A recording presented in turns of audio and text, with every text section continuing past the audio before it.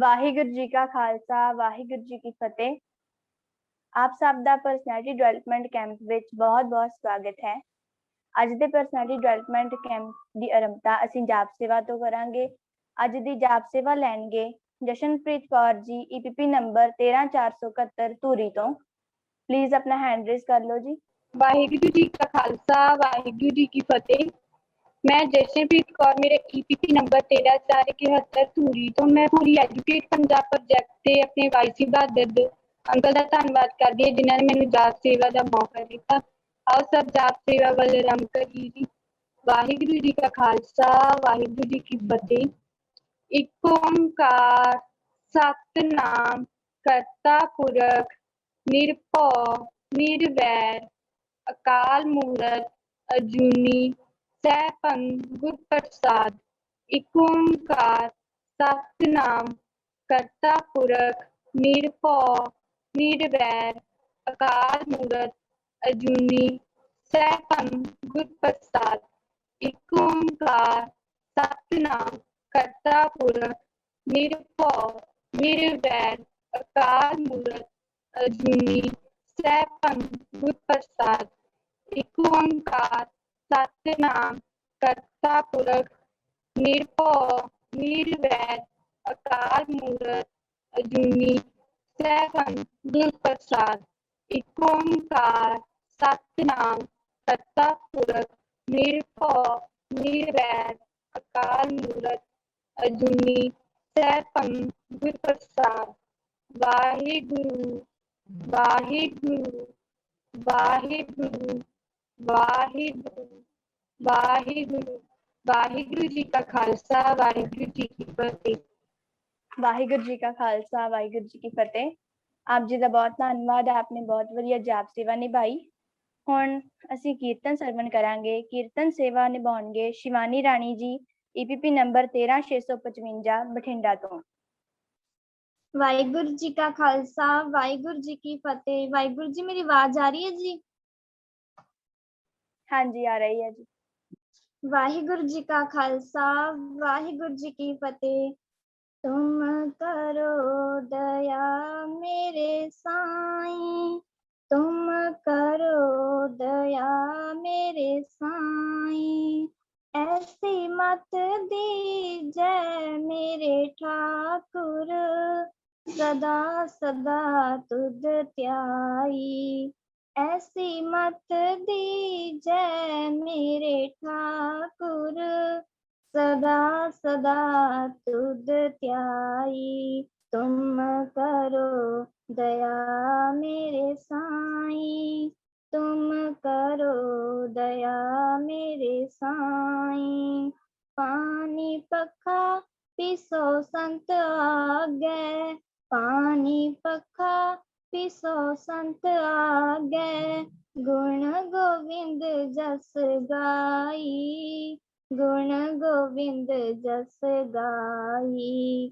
सास सास मन नाम समारै, सास सास मन नाम समारै। एह विश्राम निध पाई, एह विश्राम निध पाई। तुम करो दया मेरे साईं, तुम करो दया मेरे साईं। तुमरी कृपा ते मोहि मन छूटै, तुमरी कृपा ते मोहि मन छूटै। बिन सजाए परमाई, बिन सजाए परमाई। आनंद रूप रवियो सब मधे, आनंद रूप रवियो सब मधे। जत कत पेखो जाई, जत कत पेखो जाई। तुम करो दया मेरे साईं, तुम करो दया मेरे साईं। तुम दयाल कृपाल कृपा निध, तुम दयाल कृपाल कृपा निध।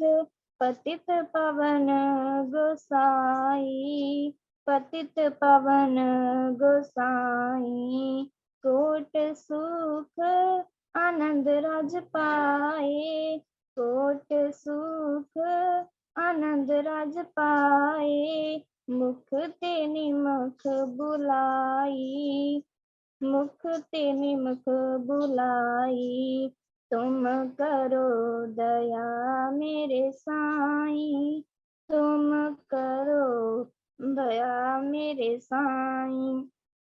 जाप ताप भगत सा पूरी, जाप ताप भगत सा पूरी, जो प्रभ कै मन पाई, जो प्रभ कै मन पाई, नाम जपत तृष्णा सब बुझी है, नाम जपत तृष्णा सब बुझी है, नानक मेरे साईं, तुम करो दया मेरे साईं। वाहिगुरु जी का खालसा, वाहिगुरु जी की फतेह। ਵਾਹਿਗੁਰੂ ਜੀ ਕਾ ਖਾਲਸਾ ਵਾਹਿਗੁਰੂ ਜੀ ਕੀ ਫਤਿਹ। ਆਪ ਜੀ ਦਾ ਬਹੁਤ ਧੰਨਵਾਦ, ਆਪਨੇ ਬਹੁਤ ਵਧੀਆ ਕੀਰਤਨ ਦੀ ਸੇਵਾ ਨਿਭਾਈ। ਹੁਣ ਅਸੀਂ ਅੱਜ ਦੇ ਪਹਿਲੇ ਸੈਸ਼ਨ ਵੱਲ ਵਧਦੇ ਹਾਂ। ਅੱਜ ਦਾ ਪਹਿਲਾ ਸੈਸ਼ਨ ਲੈਣਗੇ ਸਹਲੀਨ ਕੌਰ ਜੀ, EPP ਨੰਬਰ 15555। ਉਹਨਾਂ ਦਾ ਟੌਪਿਕ ਹੈ ਸਕਿੱਲ ਡਿਵੈਲਪਮੈਂਟ। ਪਲੀਜ਼ ਆਪਣਾ ਹੈਂਡ ਰੇਜ਼ ਕਰ ਲਓ ਜੀ। ਵਾਹਿਗੁਰੂ ਜੀ ਕਾ ਖਾਲਸਾ, ਵਾਹਿਗੁਰੂ ਜੀ ਕੀ ਫਤਿਹ ਜੀ। ਸੋ ਅੱਜ ਦਾ ਸ਼ਬਦ ਬੜਾ ਹੀ ਅੱਛਾ ਸੀਗਾ ਜੀ। ਇੱਕ ਮੈਨੂੰ ਫੁਰਮਾਨ ਪਹਿਲਾਂ ਤਾਂ ਅਸੀਂ ਇਹ ਡਿਸਕਸ ਕਰਦੇ ਹਾਂ ਜੀ ਥੋੜਾ ਜਿਹਾ। ਨਾਮ ਜਪ ਤ੍ਰਿਸ਼ਨਾ ਸਭ ਬੁਝੀ ਹੈ। ਵਾਹ ਜੀ, ਇਹ ਸਾਡੇ ਨਾ ਮੈਨੂੰ ਲੱਗਦਾ ਹੈ ਸਾਡੇ ਜਿਹੜਾ ਅੱਜ ਦਾ ਟੌਪਿਕ ਹੈ ਨਾ ਇਹਦੇ ਨਾਲ ਰਿਲੇਟ ਕਰਦਾ ਹੈ, ਕਿਉਂਕਿ ਗੁਰੂ ਸਾਹਿਬ ਕਹਿੰਦੇ ਨੇ ਨਾਮ ਜਪ ਤ੍ਰਿਸ਼ਨਾ ਸਭ ਬੁਝੀ ਹੈ। ਹੁਣ ਅਸੀਂ ਸਕਿੱਲਸ, ਹੁਣ ਸਾਡਾ ਅੱਜ ਦਾ ਜਿਹੜਾ ਟੌਪਿਕ ਹੈ ਸਕਿੱਲ ਡਿਵੈਲਪਮੈਂਟ। ਸੋ ਸਕਿੱਲਸ ਤਾਂ ਅਸੀਂ ਲੈਣੀਆਂ ਹੀ ਨੇ, ਉਹ ਅਸੀਂ ਡਿਸਕਸ ਕਰਾਂਗੇ ਇਸ ਟੌਪਿਕ ਦੇ ਵਿੱਚ। ਬਟ ਤ੍ਰਿਸ਼ਨਾ, ਅਹੰਕਾਰ, ਇਹ ਤ੍ਰਿਸ਼ਨਾ ਲੋਭ ਲਾਲਚ ਤੋਂ ਦੂਰ ਰਹਿਣਾ ਹੈ। ਤੇ ਕਿਵੇਂ ਰਹਿਣਾ ਹੈ ਪਹਿਲਾਂ ਹੀ ਦੱਸ ਦਿੱਤਾ ਜੀ। ਨਾਮ ਜਪਤ ਤ੍ਰਿਸ਼ਨਾ ਬੁਝੀ ਹੈ, ਨਾਨਕ ਗਾਏ। ਵਾਹ ਜੀ। ਸੋ ਅਸੀਂ ਆਪਣਾ ਅੱਜ ਦਾ ਸੈਸ਼ਨ ਸਟਾਰਟ ਕਰਦੇ ਹਾਂ ਜੀ। ਸੋ ਮੈਂ PPT ਸ਼ੇਅਰ ਕਰ ਰਹੀ ਹਾਂ ਜੀ, 1 ਮਿੰਟ। ਠੀਕ ਹੈ ਜੀ। ਸੋ ਅਸੀਂ ਅੱਜ ਦੇ ਆਪਣੇ ਸੈਸ਼ਨ ਵੱਲ ਆਉਂਦੇ ਹਾਂ ਜੀ। ਸਾਡਾ ਹੁਣ ਅੱਜ ਦਾ ਸੈਸ਼ਨ ਹੈ ਸਕਿੱਲ ਡਿਵੈਲਪਮੈਂਟ। ਹੁਣ ਪਹਿਲਾਂ ਅਸੀਂ ਇੱਕ ਫਰਮਾਨ ਦੇਖਦੇ ਹਾਂ ਜੀ। ਸਾਹਿਬ ਮੇਰਾ ਨੀਤ ਨਵਾ, ਸਦਾ ਸਦਾ ਦਾਤਾਰ। ਗੁਰੂ ਸਾਹਿਬ ਕਹਿੰਦੇ ਨੇ ਕਿ ਮੇਰਾ ਸਾਹਿਬ ਮਤਲਬ ਕਿ ਸਤਿਗੁਰੂ ਮਹਾਰਾਜ ਜੀ ਜਿਹੜੇ ਨੇ ਉਹ ਨੀਤ ਨਵਾਂ, ਮਤਲਬ ਕਿ ਹਮੇਸ਼ਾ ਨਵੀਂ, ਇੱਕ ਜਿਵੇਂ ਅਸੀਂ ਹੁਣ ਗੁਰੂ ਸਾਹਿਬ ਨੂੰ ਅਰਦਾਸ ਕਰਦੇ ਹਾਂ, ਠੀਕ ਹੈ ਜੀ। ਅਸੀਂ ਕੋਈ ਚੀਜ਼ ਲੈਣੀ ਹੈ, ਅਸੀਂ ਗੁਰੂ ਸਾਹਿਬ ਨੂੰ ਅਰਦਾਸ ਕਰਦੇ ਹਾਂ ਕਿ ਹੇ ਪਰਮਾਤਮਾ ਸਾਨੂੰ ਇਹ ਚੀਜ਼ ਜਿਹੜੀ ਆ ਦੇਣੀ, ਤੇਰੇ ਕੋਲੋਂ ਅਰਦਾਸ ਕਰ ਰਿਹਾ, ਜਾਂ ਸਾਨੂੰ ਕਿਸੇ ਚੀਜ਼ ਦੀ ਲੋੜ ਹੈਗੀ ਹੈ ਤੇ ਅਰਦਾਸ ਕਰਦੇ ਹਾਂ। ਸੋ ਗੁਰੂ ਸਾਹਿਬ ਕਹਿੰਦੇ ਨੇ ਕਿ ਇਹ ਨਹੀਂ ਹੈ ਕਿ ਤੁਸੀਂ ਇੱਕ ਵਾਰੀ ਅਰਦਾਸ ਕੀਤੀ ਤੇ ਗੁਰੂ ਸਾਹਿਬ ਨੇ ਸੈਕਿੰਡ ਵਾਰੀ ਬੈਨ ਲਾਤਾ ਵੀ ਨਹੀਂ ਜੀ ਹੁਣ ਨਹੀਂ ਮੈਂ ਦੇਣਾ ਕੁਛ। ਗੁਰੂ ਸਾਹਿਬ ਦੇਖੋ ਕਿੰਨੇ ਦਿਆਲ ਨੇ, ਉਹ ਕਹਿੰਦੇ ਨੇ ਕਿ ਸਾਹਿਬ ਮੇਰਾ ਨੀਤ ਨਵਾਂ, ਸਦਾ ਸਦਾ ਦਾਤਾ। ਹਮੇਸ਼ਾ ਦਾਤਾ ਵਰਤਾਂਦਾ ਰਹਿੰਦਾ ਹੈ। ਤੇ ਦਾਤ ਵਰਤਾਂਦਾ ਵੀ ਕਿਵੇਂ? ਵਰਤਾਂਦਾ ਤਾਂ ਹੈ, ਉਹ ਕਹਿੰਦੇ ਨੇ ਕਿਵੇਂ ਵਰਤਾਂਦਾ ਕਿ ਜਿਵੇਂ ਹਰ ਵਾਰੀ ਇੱਕ ਨਵੀਂ ਚੀਜ਼ ਦੇ ਰਿਹਾ ਹੋਵੇ। ਜਿਵੇਂ ਸਾਨੂੰ ਪਹਿਲਾਂ ਕੁਝ ਦਿੱਤਾ ਹੀ ਨਾ ਹੋਵੇ ਤੇ ਹੁਣ ਫਸਟ ਵਾਰੀ ਦੇ ਰਿਹਾ, ਇੰਨੇ ਚਾਅ ਦੇ ਨਾਲ ਦਿੰਦਾ ਹੈ। ਹੁਣ ਗੁਰੂ ਸਾਹਿਬ ਤਾਂ ਸਾਨੂੰ ਦੱਸ ਰਹੇ ਨੇ ਕਿ ਮੈਂ ਤਾਂ ਦਾਤਾ ਦੇ ਹੀ ਰਿਹਾ ਹੈ। ਹੁਣ ਅਸੀਂ ਲੈਣ ਵਾਲੇ ਹੋਈਏ, ਅਸੀਂ ਲੈਣ ਵਾਲੇ ਬਣੀਏ। ਮੇਰਾ ਇੱਥੇ ਕਹਿਣ ਦਾ ਮਤਲਬ ਇਹ ਹੈ ਜੀ ਕਿ ਹੁਣ ਗੁਰੂ ਸਾਹਿਬ ਸਾਨੂੰ ਜਿਹੜਾ ਇਹ ਟੈਲੈਂਟ, ਸਕਿੱਲਸ ਬਖਸ਼ਦੇ ਨੇ। ਉਹ ਕਹਿੰਦੇ ਨੇ ਮੈਂ ਦਿੰਦਾ ਹੈ ਸਦਾ ਸਦਾ ਦਾਤਾਰ, ਸਦਾ ਉਹ ਦਾਤਾ ਦਿੰਦਾ ਰਹਿੰਦਾ ਹੈ। ਹੁਣ ਲੈਣ ਵਾਲੇ ਕੌਣ? ਹੁਣ ਅਸੀਂ ਹੁਣ ਅਗਰ ਉਹਨਾਂ ਨੂੰ ਕਹਾਂਗੇ ਕਿ ਅਸੀਂ ਕੋਈ ਚੀਜ਼ ਇਹ ਸਕਿੱਲ ਸਾਡੇ ਆਪਣੇ ਅੰਦਰ ਲੈ ਕੇ ਆਣੀ ਹੈ, ਤਾਂ ਗੁਰੂ ਸਾਹਿਬ ਇਹ ਥੋੜੀ ਕਹਿ ਰਹੇ ਨੇ ਕਿ ਮੈਂ ਨਹੀਂ ਦਿਆਂਗਾ। ਕਹਿ ਰਹੇ ਨੇ ਸਦਾ ਸਦਾ ਦਾਤਾਰ, ਹਮੇਸ਼ਾ ਦਿੰਦਾ ਰਹਿੰਦਾ ਹੈ, ਦਿੰਦਾ ਰਹਿੰਦਾ ਹੈ, ਦਿੰਦਾ ਰਹਿੰਦਾ ਹੈ, ਕਦੀ ਖਤਮ ਨਹੀਂ ਹੁੰਦੀਆਂ ਉਹਦੀਆਂ ਦਾਤਾਂ। ਸੋ ਹੁਣ ਇੱਕ ਕੋਟ ਹੈ, people who take skill, learning and development into their own hands will be tomorrow's leaders। ਹੁਣ ਇੱਥੇ ਇਹ ਕੋਟ ਕੀ ਕਹਿੰਦਾ ਸਾਨੂੰ ਕਿ ਉਹ ਵਾਲੇ ਲੋਕ, ਉਹ ਵਾਲੇ ਇਨਸਾਨ, ਉਹ ਵਾਲੇ ਪ੍ਰਾਣੀ ਜਿਹੜੇ ਕਿ who take skill, learning and development into their own hands। ਜੋ ਲੋਕ skills ਨੂੰ learning ਨੂੰ ਤੇ development ਨੂੰ ਮਤਲਬ ਇੱਥੇ into their own hands the meaning ਹੈ ਕਿ ਮਤਲਬ ਇਹ ਨਹੀਂ ਹੈ ਕਿ ਉਹਨਾਂ ਦੂਜਿਆਂ ਤੇ ਨਿਰਭਰ ਰਹਿੰਦੇ ਨੇ, ਉਹ ਖੁਦ ਸਿੱਖਣ ਲਈ ਤਿਆਰ ਰਹਿੰਦੇ ਨੇ। ਇੱਥੇ ਮਤਲਬ ਇਹਨੂੰ ਅਸੀਂ idiom ਦੇ ਤੌਰ ਤੇ ਵੀ ਕਹਿ ਸਕਦੇ ਹਾਂ into their own hands, ਮਤਲਬ ਕਿ ਅਸੀਂ ਖੁਦ ਉਹ ਚੀਜ਼ ਲਈ ਇਨੀਸ਼ੀਏਟਿਵ ਕਰਦੇ ਹਾਂ, ਖੁਦ ਉਸ ਚੀਜ਼ ਲਈ ਜਿਹੜੇ ਆ ਵਿਲਿੰਗ ਹੁੰਦੇ ਆ। ਉਹੀ ਬੰਦੇ ਜਿਹੜਾ ਕੱਲ ਦੇ ਲੀਡਰਸ ਹੋਣਗੇ। ਇੱਥੇ ਲੀਡਰਸ ਦਾ ਮਤਲਬ ਇਹੀ ਹੈ ਜੀ ਕਿ ਉਹੀ ਸਕਸੈਸ ਜਿਹੜਾ ਪ੍ਰਾਪਤ ਕਰਨਗੇ ਜੋ ਸਕਿੱਲ ਲਰਨਿੰਗ ਤੇ ਡਿਵੈਲਪਮੈਂਟ ਆਪਣੇ ਅੰਦਰ ਲੈ ਕੇ ਆਉਂਦੇ ਨੇ। ਹੁਣ ਦੇਖ ਲਓ ਜੀ, ਤੋਂ ਸਾਨੂੰ ਪਤਾ ਲੱਗ ਹੀ ਰਿਹਾ ਸਕਿੱਲਸ ਸਾਡੇ ਲਈ ਕਿੰਨੀਆਂ ਇੰਪੋਰਟੈਂਟ ਨੇ। ਇੱਥੇ ਮੈਂ ਤੁਹਾਨੂੰ ਕੁਐਸਚਨ ਪੁੱਛਣਾ ਚਾਹੁੰਦੀ ਹਾਂ। ਹੁਣ ਅਸੀਂ ਸਕਿੱਲ ਇਹਨੂੰ ਬੜਾ ਯੂਜ਼ ਕਰ ਰਹੇ ਹਾਂ ਇਸ ਵਰਡ ਨੂੰ, ਤੇ ਹੁਣ ਮੈਂ ਚਾਹੁੰਦੀ ਹਾਂ ਕਿ ਤੁਸੀਂ ਮੈਨੂੰ ਨਾ ਚੈਟ ਬਾਕਸ ਦੇ ਵਿੱਚ ਦੱਸੋ ਕਿ ਤੁਹਾਡੇ ਪੁਆਇੰਟ ਆਫ ਵਿਊ ਦੇ ਵਿੱਚ ਸਕਿੱਲ ਕੀ ਹੈ। What is skill? ਸਾਡੀ ਟੌਪਿਕ ਹੈ ਜੀ ਸਕਿੱਲ ਡਿਵੈਲਪਮੈਂਟ, ਤੇ ਸਕਿੱਲ ਤੁਹਾਡੇ ਪੁਆਇੰਟ ਆਫ ਵਿਊ ਦੇ ਵਿੱਚ ਕੀ ਹੈ? What is skill? ਮੈਨੂੰ ਚੈਟ ਰਾਹੀਂ ਦੱਸੋ ਜੀ। ਹੁਨਰ, ਕਲਾ, ਹਾਂਜੀ ਕੋਈ ਕਲਾ ਹੋਣਾ, ਐਬਿਲਿਟੀ, ਗੁਣ। ਹੁਨਰ, ਕਲਾ, ਐਬਿਲਿਟੀ, ਬਿਲਕੁਲ ਜੀ ਬਿਲਕੁਲ। ਥੈਂਕ ਯੂ ਜੀ, ਥੈਂਕ ਯੂ, ਬਹੁਤ ਸਾਰਾ ਥੈਂਕ ਯੂ ਜੀ, ਤੁਸੀਂ ਐਕਟਿਵਲੀ ਪਾਰਟਿਸਿਪੇਟ ਕੀਤਾ। ਸੋ ਇਹੀ ਹੈ ਜੀ, ਤੁਸੀਂ ਹੁਣ ਜਿਹੜਾ ਲਿਖਦੇ ਹੋ ਨਾ ਸਕਿੱਲ ਡਿਵੈਲਪਮੈਂਟ ਹੈ ਨਾ, ਹੁਨਰ, ਸਕਿੱਲ ਡਿਵੈਲਪਮੈਂਟ ਇਹੀ ਹੈ, ਹੁਨਰ, ਕਲਾ, ਇਹ ਚੀਜ਼ਾਂ ਹੁੰਦੀਆਂ ਨੇ। ਬਟ ਹੁਣ ਅਸੀਂ ਦੇਖਦੇ ਹਾਂ ਇਹਦੀ ਐਕਸਪਲੇਨੇਸ਼ਨ ਥੋੜੀ ਡੀਪ ਦੇ ਵਿੱਚ। the ability to do something well, especially because of practice। ਹੁਣ ਡੈਫੀਨੇਸ਼ਨ ਕੀ ਕਹਿੰਦੀ ਹੈ ਜੀ? ਉਹੀ ਜੋ ਤੁਸੀਂ ਮੈਨੂੰ ਕਿਹਾ ਕਿ the ability to do something well, ਜਿਸੋ ਸਾਡੇ ਕੋਲ ਮਤਲਬ ਕਿ ਅਸੀਂ ਇਹ ਐਬਿਲਿਟੀ ਹੁੰਦੀ ਹੈ ਕਿ ਅਸੀਂ ਹੁਣ ਸਪੈਸ਼ਲੀ ਬਿਕੋਜ਼ ਆਫ ਪ੍ਰੈਕਟਿਸ। ਹੁਣ ਮੰਨ ਲਈਏ ਐਗਜ਼ਾਮਪਲ ਦੇ ਤੌਰ ਤੇ ਸਾਡੀ ਰਾਈਟਿੰਗ ਬੜੀ ਅੱਛੀ ਹੈ, ਠੀਕ ਹੈ ਜੀ। ਹੁਣ ਕੱਲ ਨੂੰ ਕੋਈ ਰਾਈਟਿੰਗ ਕੰਪੀਟੀਸ਼ਨ ਆਇਆ, ਸੋ ਵੀ ਹੈਵ ਐਬਿਲਿਟੀ ਕਿ ਅਸੀਂ ਉਹਦੇ ਵਿੱਚ ਜਿਹੜਾ ਆ ਪਾਰਟਿਸਿਪੇਟ ਕਰ ਸਕੀਏ, ਬਿਕੋਜ਼ ਇਹ ਸਾਡੇ ਵਿੱਚ ਅਸੀਂ ਟੈਲੈਂਟ ਵੀ ਕਹਿ ਸਕਦੇ ਹਾਂ, ਸਕਿੱਲ ਵੀ ਕਹਿ ਸਕਦੇ ਹਾਂ ਕਿ ਹੈ ਕਿ ਅਸੀਂ ਮਤਲਬ ਉਹ ਚੀਜ਼ ਜਿਹੜੀ ਹੈ ਉਹਦੇ ਵਿੱਚ ਪਾਰਟਿਸਿਪੇਟ ਕਰ ਸਕਦੇ ਹਾਂ ਐਂਡ ਅਸੀਂ ਪ੍ਰਾਈਜ਼ਸ ਵੀ ਜਿਹੜਾ ਹੈ ਵਨ ਕਰ ਸਕਦੇ ਹਾਂ। ਬਿਕੋਜ਼ ਮਤਲਬ ਇਹਨੂੰ ਅਸੀਂ ਨਾ ਅਗਰ ਸਿੰਪਲ ਭਾਸ਼ਾ ਦੇ ਵਿੱਚ ਕਹਿਣਾ ਹੋਏ ਨਾ ਤੇ ਅਸੀਂ ਕਹਿ ਸਕਦੇ ਹਾਂ ਕਿ ਅਸੀਂ ਕਿਸੇ ਚੀਜ਼ ਦੇ ਮਾਹਿਰ ਹੋਈਏ। ਮਾਹਿਰ, ਜਿਸ ਚੀਜ਼ ਵਿੱਚ ਅਸੀਂ ਮਾਹਿਰ ਹੋਈਏ। ਤੇ ਮਾਹਿਰ ਕਿਵੇਂ ਹੁੰਦੇ ਆ? Because of practice. ਪ੍ਰੈਕਟਿਸ ਕਰਾਂਗੇ ਤੇ ਮਾਹਿਰ ਹੋਵਾਂਗੇ ਜੀ। ਇਹ ਨਹੀਂ ਹੈ ਕਿ ਹੁਣ ਸਾਡੇ ਤੇ ਅਸੀਂ ਹੁਣ ਬਣਾਇਆ ਜਿਹੜਾ ਸਕਿੱਲ ਸਾਡੇ ਅੰਦਰ ਆ ਜਾਏਗੀ, ਬਿਲਕੁਲ ਨਹੀਂ ਜੀ। Practice makes a man perfect. ਇਹੀ ਹੈ ਜੀ। ਅਗਰ ਅਸੀਂ ਪ੍ਰੈਕਟਿਸ ਕਰਾਂਗੇ ਤਾਂ ਸਕਿੱਲਸ ਸਾਡੇ ਅੰਦਰ ਜ਼ਰੂਰ ਆਉਣਗੀਆਂ, ਬਟ ਇਹ ਨਹੀਂ ਹੈ ਕਿ ਬੈਠੇ ਬੈਠੇ ਸਾਡੇ ਅੰਦਰ ਸਕਿੱਲਸ ਆ ਜਾਣਗੀਆਂ। ਹੁਣ ਅਸੀਂ ਕਿਸੇ ਕੰਮ ਦੇ ਮਾਹਿਰ ਐਵੇਂ ਥੋੜਾ ਬਣ ਜਾਵਾਂਗੇ ਜੀ, ਹੈ ਨਾ। ਸੋ ਨੀਚੇ ਇਹਦੀ ਐਕਸਪਲੇਨੇਸ਼ਨ ਦਿੱਤੀ ਹੋਈ ਹੈ, winner is equals to talent then skill then goal। ਹੁਣ ਇਹਦਾ ਕੀ ਮੀਨਿੰਗ ਹੈ? ਮੈਂ ਇੱਕ ਫਾਰਮੂਲਾ ਬਣਾ ਲਿਆ ਕਿ ਵਿਨਰ ਕੌਣ ਹੁੰਦਾ ਹੈ? ਜੋ ਟੈਲੈਂਟ ਨੂੰ ਸਕਿੱਲ ਦੇ ਵਿੱਚ ਬਦਲਦਾ ਹੈ। ਟੈਲੈਂਟ ਹੁੰਦਾ ਹੈ ਉਹਦੇ ਕੋਲ, ਅਗਰ ਉਹਦੇ ਕੋਲ ਕੋਈ ਵੀ ਟੈਲੈਂਟ ਹੈ ਤਾਂ ਉਹਨੂੰ ਸਕਿੱਲ ਦੇ ਵਿੱਚ ਜਿਹੜਾ ਹੈ ਬਦਲਦਾ ਹੈ, ਉਹਦੇ ਵਿੱਚ ਮਾਹਿਰ ਬਣ ਜਾਂਦਾ। ਪਹਿਲਾਂ ਤਾਂ ਉਹਦੇ ਕੋਲ ਟੈਲੈਂਟ ਹੀ ਸੀਗਾ ਕਿ ਜੀ ਹਾਂ ਉਹ ਕਰ ਸਕਦਾ ਸੀ, ਬਟ ਉਹਨੂੰ ਆਪਣੀ ਸਕਿੱਲ ਬਣਾ ਲੈਂਦਾ। ਤੇ ਅਗਰ ਉਹਦੀ ਸਕਿੱਲ ਬਣ ਗਈ, ਉਹ ਚੀਜ਼ ਉਹਦੀ ਸਕਿੱਲ ਬਣ ਗਈ, ਦੈਨ ਉਹ ਸਕਿੱਲ ਨੂੰ ਯੂਜ਼ ਕਰਕੇ ਆਪਣਾ ਗੋਲ ਜਿਹੜਾ ਆ ਉਹ ਅਚੀਵ ਕਰਨ ਦੇ ਵਿੱਚ ਜਿਹੜਾ ਹੈ ਉਹਨੂੰ ਯੂਜ਼ ਕਰਦਾ।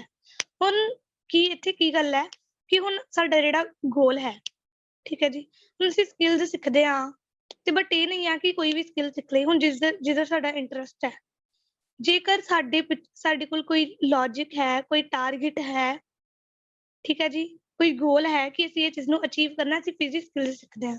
ਸੋ ਇੱਥੇ ਇਸ ਕਰਕੇ ਮੈਂ ਲਿਖਿਆ ਹੋਇਆ ਕਿ ਸਕਿੱਲ ਨੂੰ ਗੋਲ ਦੇ ਵਿੱਚ ਜਿਹੜਾ ਕਨਵਰਟ ਕਰਦਾ ਹੈ ਇੱਕ ਵਿਨਰ, ਠੀਕ ਹੈ ਜੀ। ਮਤਲਬ ਕਿ ਅਸੀਂ ਅਗਰ ਜਦੋਂ ਸਾਡੇ ਵਿੱਚ ਸਕਿੱਲਸ ਆ ਜਾਂਦੀਆਂ ਨੇ, ਹੁਣ ਸਾਡੇ ਵਿੱਚ ਅਗਰ ਰਾਈਟਿੰਗ ਦੀ ਸਕਿੱਲ ਹੈ ਤਾਂ ਅਸੀਂ ਇਹ ਸਕਿੱਲ ਜਿਹੜੀ ਆ ਕਿੱਧਰ ਯੂਜ਼ ਹੋ ਸਕਦੀ ਹੈ ਜੀ। ਜਰਨਲਿਜ਼ਮ ਵਿੱਚ ਬੈਸਟ ਜਿਹੜਾ ਜਗ੍ਹਾ ਹੈਗੀ ਹੈ, ਠੀਕ ਹੈ, ਇਹਦੇ ਵਿੱਚ ਅਸੀਂ ਯੂਜ਼ ਕਰ ਸਕਦੇ ਹਾਂ। ਰਾਈਟਰ ਬਣਨਾ ਹੈ, ਉਹਦੇ ਲਈ ਯੂਜ਼ ਕਰ ਸਕਦੇ ਹਾਂ। ਸੋ ਇਹ ਸਕਿੱਲ ਨੂੰ ਅਸੀਂ ਗੋਲ ਦੇ ਵਿੱਚ ਜਿਹੜਾ ਯੂਜ਼ ਕਰਦਾ ਉਹੀ ਵਿਨਰ ਹੁੰਦਾ ਜੀ। ਸੋ ਟੈਲੈਂਟ ਨੂੰ ਪਛਾਣੀਏ, ਸਕਿੱਲ ਦੇ ਵਿੱਚ ਕਨਵਰਟ ਕਰੀਏ, ਮਾਹਿਰ ਹੋ ਜਾਈਏ ਜੀ ਉਸ ਚੀਜ਼ ਦੇ, ਤੇ ਦੈਨ ਗੋਲ ਅਚੀਵ ਕਰੀਏ। ਸੋ ਹੁਣ ਇੱਥੇ ਜਿਵੇਂ ਹੁਣ ਗੁਰੂ ਸਾਹਿਬ ਵੀ ਮਤਲਬ ਕਹਿੰਦੇ ਨੇ ਨਾ ਕਿ ਹੁਣ ਅਸੀਂ ਗੁਰਬਾਣੀ ਪੜ੍ਹਦੇ ਹਾਂ, ਤੇ ਬਟ ਅਗਰ ਅਸੀਂ ਉਹਦਾ ਹੁਕਮ ਮੰਨਾਂਗੇ ਫਿਰ ਹੀ ਅਸੀਂ ਮਤਲਬ ਪਰਮਾਤਮਾ ਨੂੰ ਪਾ ਸਕਦੇ ਹਾਂ ਜਾਂ ਅੱਛੇ ਸੱਚੇ ਸਿੱਖ ਬਣ ਸਕਦੇ ਹਾਂ। ਸੋ ਇਦਾਂ ਹੀ ਇੱਥੇ ਵੀ ਅਸੀਂ ਅਪਣਾਈਏ ਕਿ ਮਤਲਬ ਇਕੱਲਾ ਇਹ ਨਹੀਂ ਹੈ, ਹੁਣ ਟੈਲੈਂਟ ਨੂੰ ਇਕੱਲਾ ਟੈਲੈਂਟ ਨਹੀਂ ਰਹਿਣ ਦੇਣਾ। ਜਿਵੇਂ ਅਸੀਂ ਅਰਥ ਸਮਝਦੇ ਆ ਨਾ, ਉਵੇਂ ਸਕਿੱਲ ਨੂੰ ਸਮਝੀਏ, ਟੈਲੈਂਟ ਨੂੰ ਸਕਿੱਲ ਦੇ ਵਿੱਚ ਕਨਵਰਟ ਕਰੀਏ। ਇਦਾਂ ਹੀ ਸਮਝ ਲਈਏ ਕਿ ਸਾਡਾ ਇੱਕ ਸਟੈਪ ਹੋਰ ਅਸੀਂ ਅੱਗੇ ਵਧਾ ਰਹੇ ਹਾਂ। ਸੋ ਹੁਣ ਇੱਥੇ ਅਸੀਂ ਕਹਿ ਰਹੇ ਹਾਂ ਸਕਿੱਲਸ, ਇੰਨਾ ਕਿਹਾ ਸਕਿੱਲਸ ਹੈ। ਹੁਣ ਅਸੀਂ ਦੇਖਾਂਗੇ ਵਾਈ ਟੂ ਐਕਵਾਇਰ ਸਕਿੱਲਸ। ਹੁਣ ਸਕਿੱਲਸ ਲੈਣੀਆਂ ਕਿਉਂ ਨੇ? ਪਿੱਛੇ ਕੋਟ ਵੀ ਅਸੀਂ ਪੜ੍ਹ ਕੇ ਆਏ ਹਾਂ ਕਿ ਲੀਡਰਸ ਉਹੀ ਹੋਣਗੇ ਜਿਨ੍ਹਾਂ ਕੋਲ ਸਕਿੱਲਸ ਹੋਣਗੇ। ਸੋ ਇਹਦਾ ਕਾਰਨ ਕੀ ਹੈ ਜੀ? ਮਤਲਬ ਸਕਿੱਲਸ ਕਿਉਂ ਲੈਣੀਆਂ ਨੇ? ਕਿਉਂ ਕਰੀਏ ਆਪਣੀ ਜ਼ਿੰਦਗੀ ਦੇ ਵਿੱਚ ਸਕਿੱਲਸ ਜਿਹੜੇ ਕਿਉਂ ਲੈ ਕੇ ਆਈਏ? ਹੁਣ ਪਹਿਲਾ ਪੁਆਇੰਟ ਸਾਡੇ ਕੋਲ ਹੈ ਸੈਲਫ ਇੰਪਲੋਇਡ। ਮਤਲਬ ਕਿ ਜਿਵੇਂ ਅਸੀਂ ਜਦੋਂ ਸਾਡੇ ਕੋਲ ਸਕਿੱਲਸ, ਅੱਜ ਕੱਲ੍ਹ ਦੇ ਟਾਈਮ ਨੂੰ ਦੇਖੀਏ ਨਾ, ਤੁਸੀਂ ਬਾਕੀ ਗੱਲਾਂ ਰਹਿ ਨਹੀਂ ਦਿਓ, ਅੱਜ ਕੱਲ੍ਹ ਦੇ ਟਾਈਮ ਨੂੰ ਦੇਖਦੇ ਹਾਂ। ਹੁਣ ਇੱਥੇ ਸਾਡੇ ਕੋਲ ਮਤਲਬ ਹੁਣ ਜਿਵੇਂ ਅਸੀਂ ਕਿਸੇ ਵੀ ਜੋਬ ਲਈ ਜਾ ਰਹੇ ਹਾਂ, ਮੰਨ ਲਈਏ ਸਪੋਜ਼ ਅਸੀਂ ਕਿਸੇ ਜੋਬ ਲਈ ਜਾ ਰਹੇ ਹਾਂ, ਤਾਂ ਅੱਜ ਦੇ ਟਾਈਮ ਦੇ ਵਿੱਚ ਉਹ ਡਿਗਰੀਜ਼ ਤਾਂ ਦੇਖਦੇ ਹੀ ਨੇ, ਬਟ ਸਕਿੱਲਸ ਉਹ ਪਹਿਲਾਂ ਦੇਖਦੇ ਨੇ। ਮੈਂ ਨਾ ਪਿੱਛੇ ਜੇ ਮਤਲਬ ਜਦੋਂ ਅਸੀਂ ਪਿੱਛੇ ਇੰਦਰਪਾਲ ਵੀਰੇ ਵਾਲਾ ਸੈਸ਼ਨ ਜਿਹੜਾ ਅਟੈਂਡ ਕੀਤਾ ਸੀ, ਤੇ ਉੱਥੇ ਜਿਹੜੀ ਮਤਲਬ ਉਹਨਾਂ ਨੇ ਦੱਸਿਆ ਸੀ ਨਾ ਕਿ ਲੈਨੋਵੋ ਜਿਹੜੀ ਸਕਾਲਰਸ਼ਿਪ ਵਾਲਾ ਇੱਕ ਕੰਪੀਟੀਸ਼ਨ ਸੀਗਾ, ਐਸਸੀ ਕੰਪੀਟੀਸ਼ਨ, ਤੇ ਮੈਂ ਨਾ ਮਤਲਬ ਉਦਾਂ ਹੀ ਉੱਥੇ ਜਾ ਕੇ ਥੋੜੀ ਇਨਫੋਰਮੇਸ਼ਨ ਦੇਖ ਰਹੀ ਸੀ ਉਹਦੀ, ਤੇ ਉੱਥੇ ਪਤਾ ਕੀ ਲਿਖਿਆ ਸੀ ਕਿ ਪਹਿਲਾਂ ਬੱਚਿਆਂ ਦਾ ਐਸਸੀ ਕੰਪੀਟੀਸ਼ਨ ਹੋਏਗਾ, ਦੈਨ ਉਸ ਤੋਂ ਬਾਅਦ ਇੰਟਰਵਿਊ ਹੋਏਗਾ, ਤੇ ਇੰਟਰਵਿਊ ਦੇ ਵਿੱਚ ਕੀ ਹੋਏਗਾ ਜੀ? ਮੈਂ ਦੇਖਿਆ ਤੇ ਮੈਂ ਹੈਰਾਨ ਹੋ ਗਈ, ਸਕਿੱਲਸ ਇੰਨੀਆਂ ਇੰਪੋਰਟੈਂਟ ਨੇ। ਉੱਥੇ ਲਿਖਿਆ ਸੀ ਕਿ ਇੰਟਰਵਿਊ ਦੇ ਵਿੱਚ ਬੱਚੇ ਦੀਆਂ ਸਕਿੱਲਸ ਦੇਖੀਆਂ ਜਾਣਗੀਆਂ। ਵਾਹ ਜੀ, ਸਕਿੱਲਸ ਕਿੰਨੀਆਂ ਇੰਪੋਰਟੈਂਟ ਨੇ ਕਿ ਉਸ ਕੰਪੀਟੀਸ਼ਨ ਲਈ, ਇੰਨਾ ਵੱਡਾ ਕੰਪੀਟੀਸ਼ਨ ਸੀਗਾ, ਉਹਦੇ ਲਈ ਉਹਨਾਂ ਨੇ ਇੰਟਰਵਿਊ ਦੇ ਵਿੱਚ ਉਹ ਬੱਚੇ ਪਾਸ ਕਰਨੇ ਸੀ ਜਿਨ੍ਹਾਂ ਕੋਲ ਸਕਿੱਲਸ ਨੇ। ਸੋ ਹੁਣ ਇਹ ਤਾਂ ਕੰਪੀਟੀਸ਼ਨ ਦੀ ਗੱਲ ਸੀ। ਅਗਰ ਅਸੀਂ ਜੌਬ ਲਈ ਵੀ ਦੇਖੀਏ ਤਾਂ ਡਿਗਰੀਜ਼ ਦੇ ਨਾਲੋਂ ਪਹਿਲਾਂ ਸਕਿੱਲਸ ਪੁੱਛਦੇ ਨੇ। ਹੁਣ ਜਿਵੇਂ ਲੋਕਡਾਊਨ ਚੱਲ ਰਿਹਾ, ਉਹ ਸਾਨੂੰ ਇਹੀਓ ਪੁੱਛਣਗੇ ਕਿ ਹਾਂਜੀ ਹੁਣ ਦੱਸੋ ਜੀ, ਇਹ ਚਲੋ ਤੁਹਾਡੇ ਕੋਲ ਡਿਗਰੀ ਹੈ, ਤੇ ਹੁਣ ਸਾਨੂੰ ਇਹ ਦੱਸੋ ਕਿ ਤੁਹਾਡੇ ਕੋਲ ਸਕਿੱਲਸ ਕਿਹੜੀਆਂ ਨੇ, ਸਕਿੱਲਸ ਕੀ ਨੇ। ਔਰ ਅਗਰ ਤੁਹਾਡੇ ਕੋਲ ਸਕਿੱਲਸ ਹੋਣਗੀਆਂ, ਸੈਲਫ ਇੰਪਲੋਇਡ ਮਤਲਬ ਕਿ ਤੁਹਾਨੂੰ ਕਿਸੇ ਦੇ ਤਰਲੇ ਮਾਰਨ ਦੀ ਜਾਂ ਫਿਰ ਮਤਲਬ ਇੰਨੀ ਜਿਹੜਾ ਐਫਰਟ ਕਰਨ ਦੀ ਲੋੜ ਨਹੀਂ ਪਏਗੀ। ਤੁਸੀਂ ਜਿਹੜਾ ਹੈ ਛੇਤੀ ਤੁਹਾਨੂੰ ਉਹ ਜੌਬ ਜਿਹੜੀ ਆ ਮਿਲ ਜਾਏਗੀ, ਬਿਕੋਜ਼ ਸਾਡੇ ਕੋਲ ਸਕਿੱਲਸ ਦਾ ਬਹੁਤ ਜ਼ਿਆਦਾ ਮੁੱਲ ਹੈ ਜੀ। ਜਿੰਨੀ ਡਿਗਰੀ ਸਾਡੇ ਲਈ ਜ਼ਰੂਰੀ, ਉਹਨੇ ਸਕਿੱਲਸ ਜ਼ਰੂਰੀ ਨੇ। ਸਕਿੱਲਸ ਕੀ ਹੋ ਸਕਦੀਆਂ ਨੇ? ਕਮਿਊਨੀਕੇਸ਼ਨ ਸਕਿੱਲਸ ਅੱਛੀਆਂ ਲੱਗੀਆਂ। ਹੁਣ ਮੈਨੂੰ ਕਮਿਊਨੀਕੇਸ਼ਨ ਸਕਿੱਲਸ ਤੋਂ ਯਾਦ ਆਇਆ ਕਿ ਹੁਣ ਬੜੇ ਬੱਚੇ ਕਹਿੰਦੇ ਨੇ ਕਿ ਅਸੀਂ ਸਿਵਲ ਸਰਵਿਸਿਜ਼ ਦੇ ਵਿੱਚ ਜਾਣਾ ਹੈ ਜੀ। ਹੁਣ ਕਮਿਊਨੀਕੇਸ਼ਨ ਸਕਿੱਲਸ ਜਿਹੜੀਆਂ ਨੇ, ਹੁਣ ਉਹ ਸਾਡੀਆਂ ਅੱਛੀਆਂ ਹੋਣਗੀਆਂ। ਉਹਦੇ ਵਿੱਚ ਕੀ ਆਉਂਦਾ? Writing, speaking, listening, etcetera.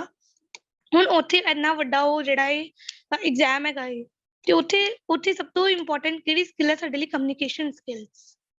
ਉਸ ਐਗਜ਼ਾਮ ਨੂੰ ਪਾਰ ਕਰਨ ਲਈ ਇਹ ਤਾਂ ਬੇਸਿਕ ਇੱਕ ਚੀਜ਼ ਹੋਣੀ ਚਾਹੀਦੀ ਹੈ, ਸਾਡੇ ਵਿੱਚ ਹੋਣੀਆਂ ਹੀ ਚਾਹੀਦੀਆਂ ਨੇ। ਅਸੀਂ ਅੱਛੇ ਰੀਡਰ ਹੋਈਏ, ਅੱਛੇ ਲਿਸਨਰ ਹੋਈਏ। ਹੁਣ ਕਈ ਕਹਿੰਦੇ ਹੋਣਗੇ ਲਿਸਨਿੰਗ ਜਿਹੜੀ ਹੈ ਨਾ, ਇੱਕ ਬੜੀ ਵੱਡੀ ਕਲਾ ਹੈ ਜੀ। ਇਹ ਸਾਰਿਆਂ ਕੋਲ ਨਹੀਂ ਹੁੰਦੀ। ਹੁਣ ਅਸੀਂ ਗੁਰਬਾਣੀ ਵੱਲ ਦੇਖ ਲੈਂਦੇ ਹਾਂ, ਗੁਰੂ ਸਾਹਿਬ ਕਹਿੰਦੇ ਨੇ ਸੁਣਿਆ ਦੁੱਖ ਪਾਪ ਕਾ ਨਾਸ।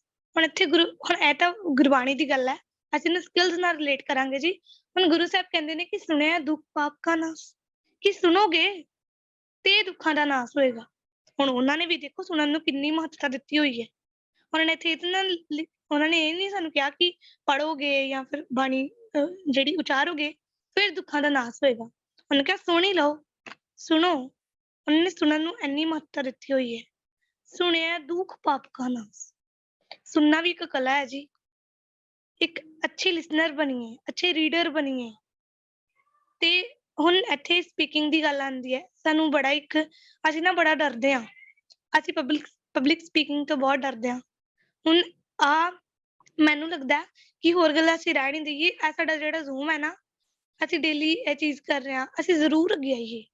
ਅਗਰ ਸੀਰੀਅਸਲੀ ਅਸੀਂ ਲੀਡਰਸ ਬਣਨਾ ਹੈ, ਕੱਲ ਦੇ ਅੱਛੇ ਲੀਡਰਸ ਬਣਨਾ ਹੈ, ਗੁਰੂ ਸਾਹਿਬ ਦੇ ਵਾਲੇ ਜਿਹੋ ਜਿਹੇ ਗੁਰੂ ਸਾਹਿਬ ਚਾਹੁੰਦੇ ਨੇ ਉਹੋ ਜਿਹੇ ਲੀਡਰਸ ਬਣਨਾ ਹੈ, ਤਾਂ ਸਕਿੱਲਸ ਵੀ ਲੈ ਕੇ ਆਈਏ ਆਪਣੇ ਅੰਦਰ।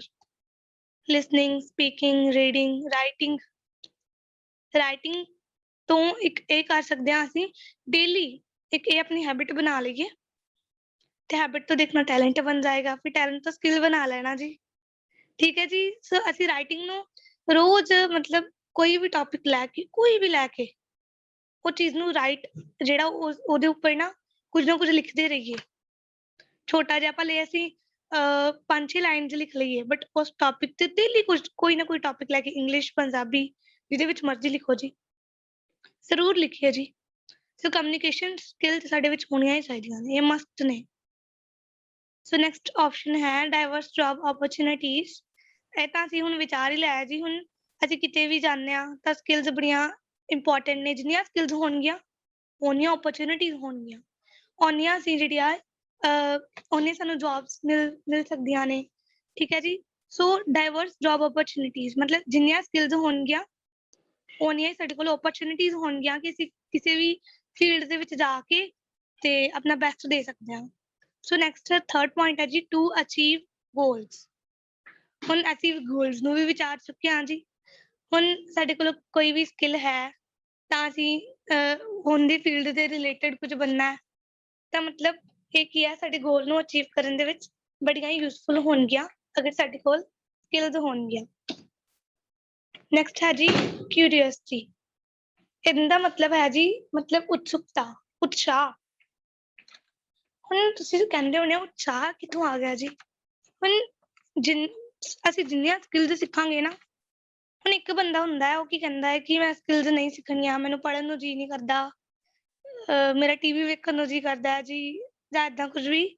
ਤੇ ਮਤਲਬ ਅਸੀਂ ਇੱਕ ਵਾਰੀ ਸ਼ੁਰੂਆਤ ਕਰਾਂਗੇ ਨਾ, ਸਕਿੱਲਸ ਸਿੱਖਣੀਆਂ ਸ਼ੁਰੂ ਕਰਾਂਗੇ, ਤਾਂ ਜਦੋਂ ਹੁਣ ਦੇਖੋ ਜੀ ਆਹ ਹੁਣ ਜ਼ੂਮ ਚੱਲ ਰਿਹਾ, ਹੁਣ ਕਈ ਬੱਚੇ ਏਦਾਂ ਦੇ ਹੋਣਗੇ ਜੋ ਨਾ 4 ਵਜੇ ਤੋਂ 15-30 ਮਿੰਟ ਪਹਿਲਾਂ ਹੀ ਕਹਿੰਦੇ ਹੋਣਗੇ ਉਹ ਜੀ ਕਲਾਸ ਲੱਗਣ ਵਾਲੀ ਹੈ ਜੀ, ਕਿੱਥੇ ਬਹਿਣਾ ਹੈ ਜੀ ਅੱਜ, ਕੀ ਹੋਏਗਾ ਟੌਪਿਕ ਨੂੰ ਦੇਖਦੇ ਨੇ ਪਹਿਲਾਂ। ਕਿੰਨੀ ਉਹਨਾਂ ਵਿੱਚ ਹੁਣ ਜਿੰਨੀਆਂ ਅਸੀਂ ਡੇਲੀ ਕਲਾਸਿਸ ਲਗਾ ਰਹੇ ਹਾਂ, ਠੀਕ ਹੈ, ਵੀ ਹੁਣ ਅਸੀਂ ਉਨੇ ਕਿਊਰੀਅਸ ਹੋ ਰਹੇ ਹਾਂ।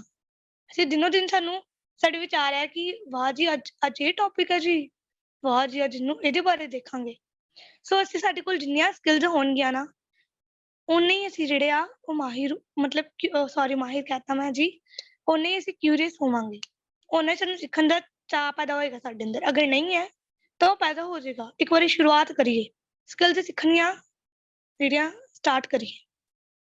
ਨੈਕਸਟ ਹੈ ਕੌਨਫੀਡੈਂਸ। ਕੌਨਫੀਡੈਂਸ ਲੈਵਲ ਬੜਾ ਹੀ ਇੰਕਰੀਜ਼ ਹੋ ਜਾਏਗਾ, ਬੜਾ ਹੀ ਜ਼ਿਆਦਾ ਇੰਕਰੀਜ਼ ਹੋ ਜਾਏਗਾ।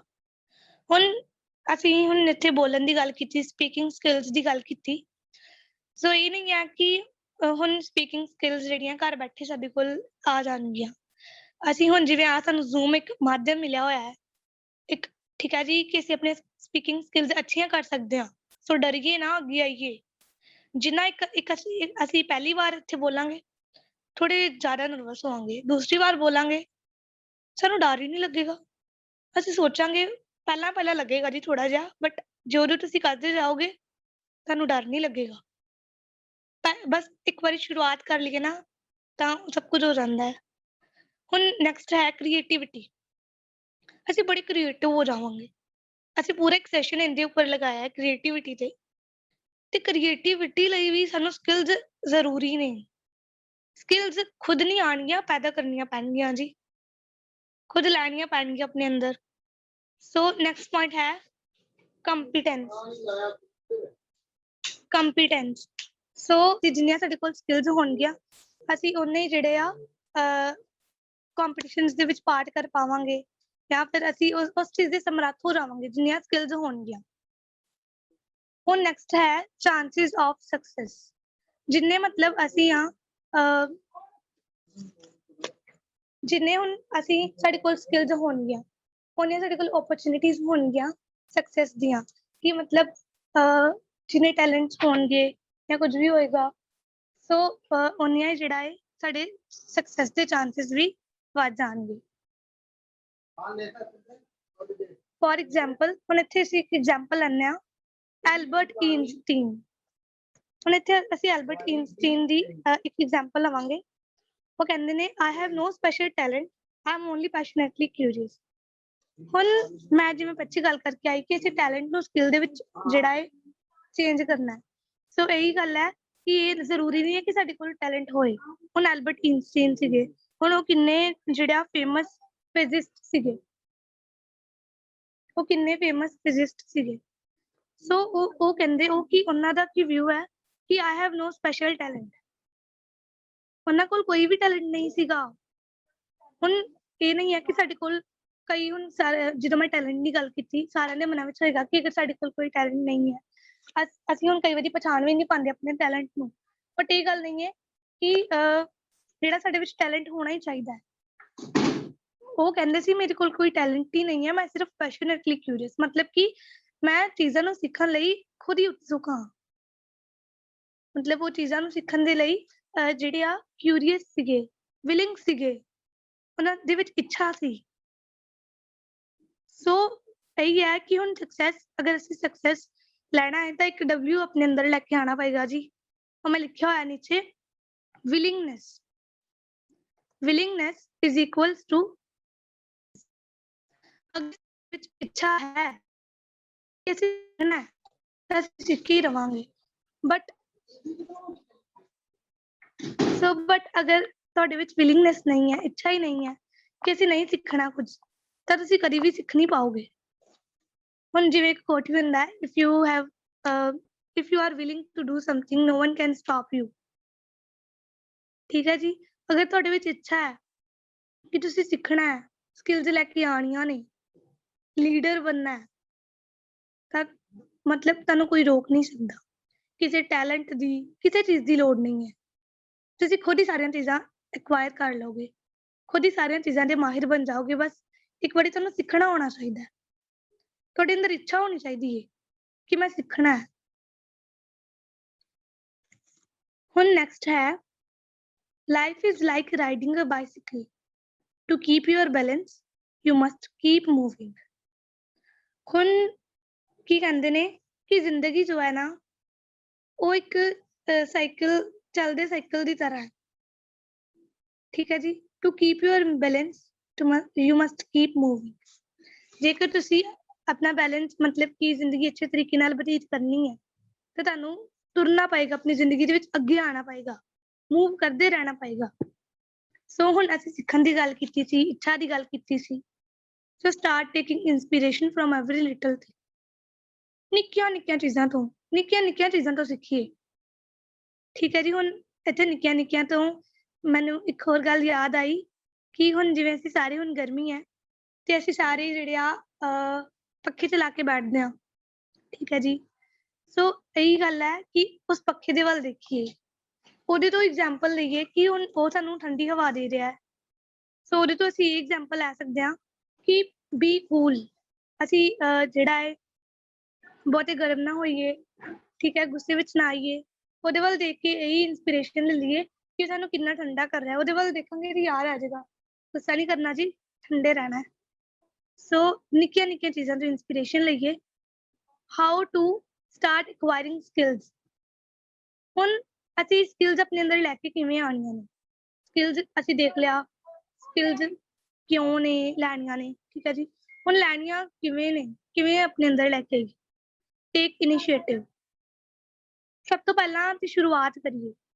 ਜੇਕਰ ਅਸੀਂ ਸ਼ੁਰੂਆਤ ਕਰ ਲਈ ਕਿਸੇ ਚੀਜ਼ ਦੀ, ਤੇ ਉਹ ਚੀਜ਼ ਜਿਹੜੀ ਆ ਅੱਧੀ ਤਾਂ ਪੂਰੀ ਹੋ ਹੀ ਜਾਏਗੀ ਬਸ। ਠੀਕ ਹੈ ਜੀ। ਨੈਕਸਟ ਸੈਕਿੰਡ ਪੁਆਇੰਟ ਹੈ ਕ੍ਰੀਏਟ ਅ ਸ਼ੈਡਿਊਲ। ਇੱਕ ਮਤਲਬ ਕਿ ਆਪਣਾ ਜਿਹੜਾ ਪੂਰਾ ਸ਼ੈਡਿਊਲ ਬਣਾਈਏ ਕਿ ਹੁਣ ਸਾਡੇ ਕੋਲ ਕਿੰਨੇ ਕੰਮ ਹੁੰਦੇ ਨੇ ਪੂਰੇ ਦਿਨ ਦੇ ਵਿੱਚ ਕਰਨ ਲਈ। ਸੋ ਨਾ ਸਵੇਰੇ ਉੱਠ ਕੇ ਤੇ ਬਸ ਆਪਣਾ 5 ਮਿੰਟ ਲਗਾ ਕੇ ਆਪਣਾ ਸ਼ੈਡਿਊਲ ਰੈਡੀ ਕਰ ਲਈਏ ਕਿ ਅਸੀਂ ਇਹ ਸਕਿੱਲਸ ਤੇ ਥੋੜਾ ਜਿਹਾ ਕਰਨਾ ਹੈ, ਫੋਕਸ ਕਰਨਾ ਹੈ, ਤੇ ਏਦਾਂ ਹੀ ਆਪਣਾ ਸ਼ੈਡਿਊਲ ਬਣਾਈਏ ਤਾਂ ਕਿ ਜਿਹੜਾ ਇਹ ਸ਼ੈਡਿਊਲ ਜਿਹੜਾ ਬੜਾ ਹੀ ਜ਼ਰੂਰੀ ਹੈ ਸਾਡੇ ਲਈ। ਸੋ ਇਹ ਮਸਟ ਹੈਗਾ ਹੈ, ਅਗਰ ਕਿਸੇ ਵੀ ਚੀਜ਼ ਦੀ ਸ਼ੁਰੂਆਤ ਕਰਨੀ ਹੈ ਸ਼ੈਡਿਊਲ ਜ਼ਰੂਰ ਹੋਣਾ ਚਾਹੀਦਾ ਸਾਡੇ ਕੋਲ। ਥਰਡ ਪੁਆਇੰਟ ਹੈ ਗੈਟ ਫੀਡਬੈਕ। ਹੁਣ ਫੀਡਬੈਕ ਕਿਹਨੂੰ ਦੇਣਾ ਹੈ? ਅਸੀਂ ਸੋਚਦੇ ਹੋਵਾਂਗੇ ਕਿਹਨੂੰ ਦਈਏ ਜੀ, ਆਪਣੇ ਆਪ ਨੂੰ ਦਈਏ। ਖੁਦ ਜਿਹੜੀ ਵੀ ਚੀਜ਼ ਅਸੀਂ ਸਿੱਖਦੇ ਹਾਂ ਨਾ, ਇੱਕ ਵਾਰ ਉਹਦੀ ਪ੍ਰੈਕਟਿਸ ਕਰੀਏ, ਉਹਦਾ ਫੀਡਬੈਕ ਆਪਣੇ ਆਪ ਨੂੰ ਦਈਏ। ਅਗਰ ਕੋਈ ਹੈਗੇ ਨੇ ਮਤਲਬ ਜਿਸ ਨੂੰ ਤੁਸੀਂ ਦੇ ਸਕਦੇ ਹੋ ਤਾਂ ਉਹਦਾ ਉਹ ਤੋਂ ਵੀ ਬੈਟਰ ਹੈ ਜੀ, ਬਟ ਆਪਣੇ ਆਪ ਨੂੰ ਦੇ ਸਕਦੇ ਹਾਂ ਅਸੀਂ, ਆਪਣੇ ਆਪ ਨੂੰ ਫੀਡਬੈਕ ਦਈਏ। ਜਿਹੜੀਆਂ ਵੀ ਸਕਿੱਲਸ ਅਸੀਂ ਕਰ ਰਹੇ ਹਾਂ ਆਪਣੇ ਆਪ ਦਾ ਨੋਟਿਸ ਰੱਖਿਆ, ਅੱਜ ਕਿਹੜੀ ਅਸੀਂ ਕਿਹੜੇ ਦਿਨ ਕੀ ਕੀਤਾ, ਕਿਹੜੀ ਸਕਿੱਲ ਸਾਡੇ ਅੰਦਰ ਆ ਗਈ ਹੈ। ਸੋ ਇਹ ਸਭ ਕੁਝ ਅਸੀਂ ਆਪਣੇ ਆਪ ਨੂੰ ਇੱਕ ਵਾਰ ਇੱਕ ਨੋਟ ਬਣਾ ਲਈਏ, ਬਸ ਉਹਦੇ ਤੇ ਟਿਕ ਕਰਦੇ ਰਹੀਏ। ਠੀਕ ਹੈ ਜੀ। 4th ਪੁਆਇੰਟ ਹੈ ਮੂਵ ਸਟੈਪ ਬਾय ਸਟੈਪ। ਹੁਣ ਟੈਲੈਂਟ ਤੋਂ ਸਕਿੱਲ, ਇਹ ਦੋ ਸਟੈਪਸ ਨੇ। ਪਹਿਲੀ ਪੌੜੀ ਹੈ ਟੈਲੈਂਟ, ਫਿਰ ਸਕਿੱਲ ਹੈ। ਹੁਣ ਟੈਲੈਂਟ ਨਹੀਂ ਹੈ, ਅਗਰ ਸਾਡੇ ਕੋਲ ਵਿਲਿੰਗਨੈਸ ਹੈ, ਵਿਲਿੰਗਨੈਸ, ਸੈਕੰਡ ਸਟੈਪ स्किल्स। सो ये कि स्टेप बाय स्टेप जाइए। ठीक है जी, मतलब स्टेप बाय स्टेप जावांगे। एक ਤਾਂ ਹੁਣ ਅਸੀਂ ਹੁਣ ਪੌੜੀਆਂ ਹੁੰਦੀਆਂ ਨੇ, ਹੁਣ ਅਸੀਂ ਨੀਚੇ ਹੁੰਨੇ ਆ ਤਾਂ ਅਸੀਂ ਥੋੜੀ ਹੈ ਕਿ ਸਭ ਤੋਂ ਲਾਸਟ ਵਾਰੀ ਪੌੜੀ ਦੇ ਉੱਪਰ ਪਹਿਲਾਂ ਹੀ ਪੈਰ ਰੱਖਦੇ ਆ ਤੇ ਫਿਰ ਦੂਜੀਆਂ ਤੇ ਰੱਖਦੇ ਆ। ਪਹਿਲਾਂ ਅਸੀਂ ਪਹਿਲੀ ਤੇ, ਫਿਰ ਦੂਸਰੀ ਤੇ, ਫਿਰ ਤੀਸਰੀ ਤੇ, ਫਿਰ ਚੌਥੀ ਤੇ। ਸੋ ਏਦਾਂ ਹੀ ਅਸੀਂ ਆਪਣੇ ਸਕਿੱਲਸ ਨੂੰ ਵੀ ਹੋਰ ਵਧਾਉਂਦੇ ਜਾਈਏ। ਇੱਥੇ ਹੀ ਅੱਛਾ ਜਿਹੜਾ ਪੂਰਾ ਮੀਨਿੰਗ ਇਹ ਹੈ, ਮੇਰਾ ਮਤਲਬ ਇਹ ਹੈ ਕਿ ਅਗਰ ਸਾਡੇ ਕੋਲ ਪਹਿਲਾਂ ਇਹ ਸਕਿੱਲ ਹੈ ਤਾਂ ਦੂਜੀ ਪੌੜੀ ਜਾਈਏ, ਨया ਸਕਿੱਲ ਆਪਣੇ ਅੰਦਰ ਲੈ ਕੇ ਆਈਏ, ਫਿਰ ਤੀਜੀ ਤੇ ਜਾਈਏ, ਫਿਰ ਇਹ ਸਕਿੱਲ ਲੈ ਕੇ ਆਈਏ, ਵੱਖ-ਵੱਖ ਸਕਿੱਲਸ ਸ਼ੁਰੂ ਕਰੀਏ। ਹੁਣ ਤੁਸੀਂ ਸੋਚ ਰਹੇ ਹੋਗੇ ਹੁਣੇ ਕਿੱਦਾਂ ਸ਼ੁਰੂ ਕਰੀਏ ਜੀ। ਹੁਣ ਅਸੀਂ ਇਸ ਤੋਂ ਬਾਅਦ ਹੈਂਡ ਰੇਜ਼ਸ ਲਵਾਂਗੇ, ਸੋ ਉਹ ਵੀ ਤੁਹਾਡੀ ਸਕਿੱਲ ਦਾ ਪਾਰਟ ਹੋ ਜਾਣਗੇ ਕਿ ਤੁਸੀਂ ਜਿਹੜਾ ਹੈ ਆਪਣੇ ਅੰਦਰ ਇਹ ਜਿਹੜੀ ਸਪੀਕਿੰਗ ਸਕਿੱਲ ਲੈ ਕੇ ਆ ਰਹੇ ਹੋ, ਅੱਜ ਤੋਂ ਹੀ ਸ਼ੁਰੂ ਕਰ ਰਹੇ ਹੋ। ਠੀਕ ਹੈ ਜੀ। SWOT एनालिसिस, अपना SWOT करिए। SWOT की है जी स्ट्रेंथ, ਵੀਕਨੈਸਸ, ਓਪਰਚੁਨਿਟੀਜ਼, ਥ੍ਰੈਟਸ।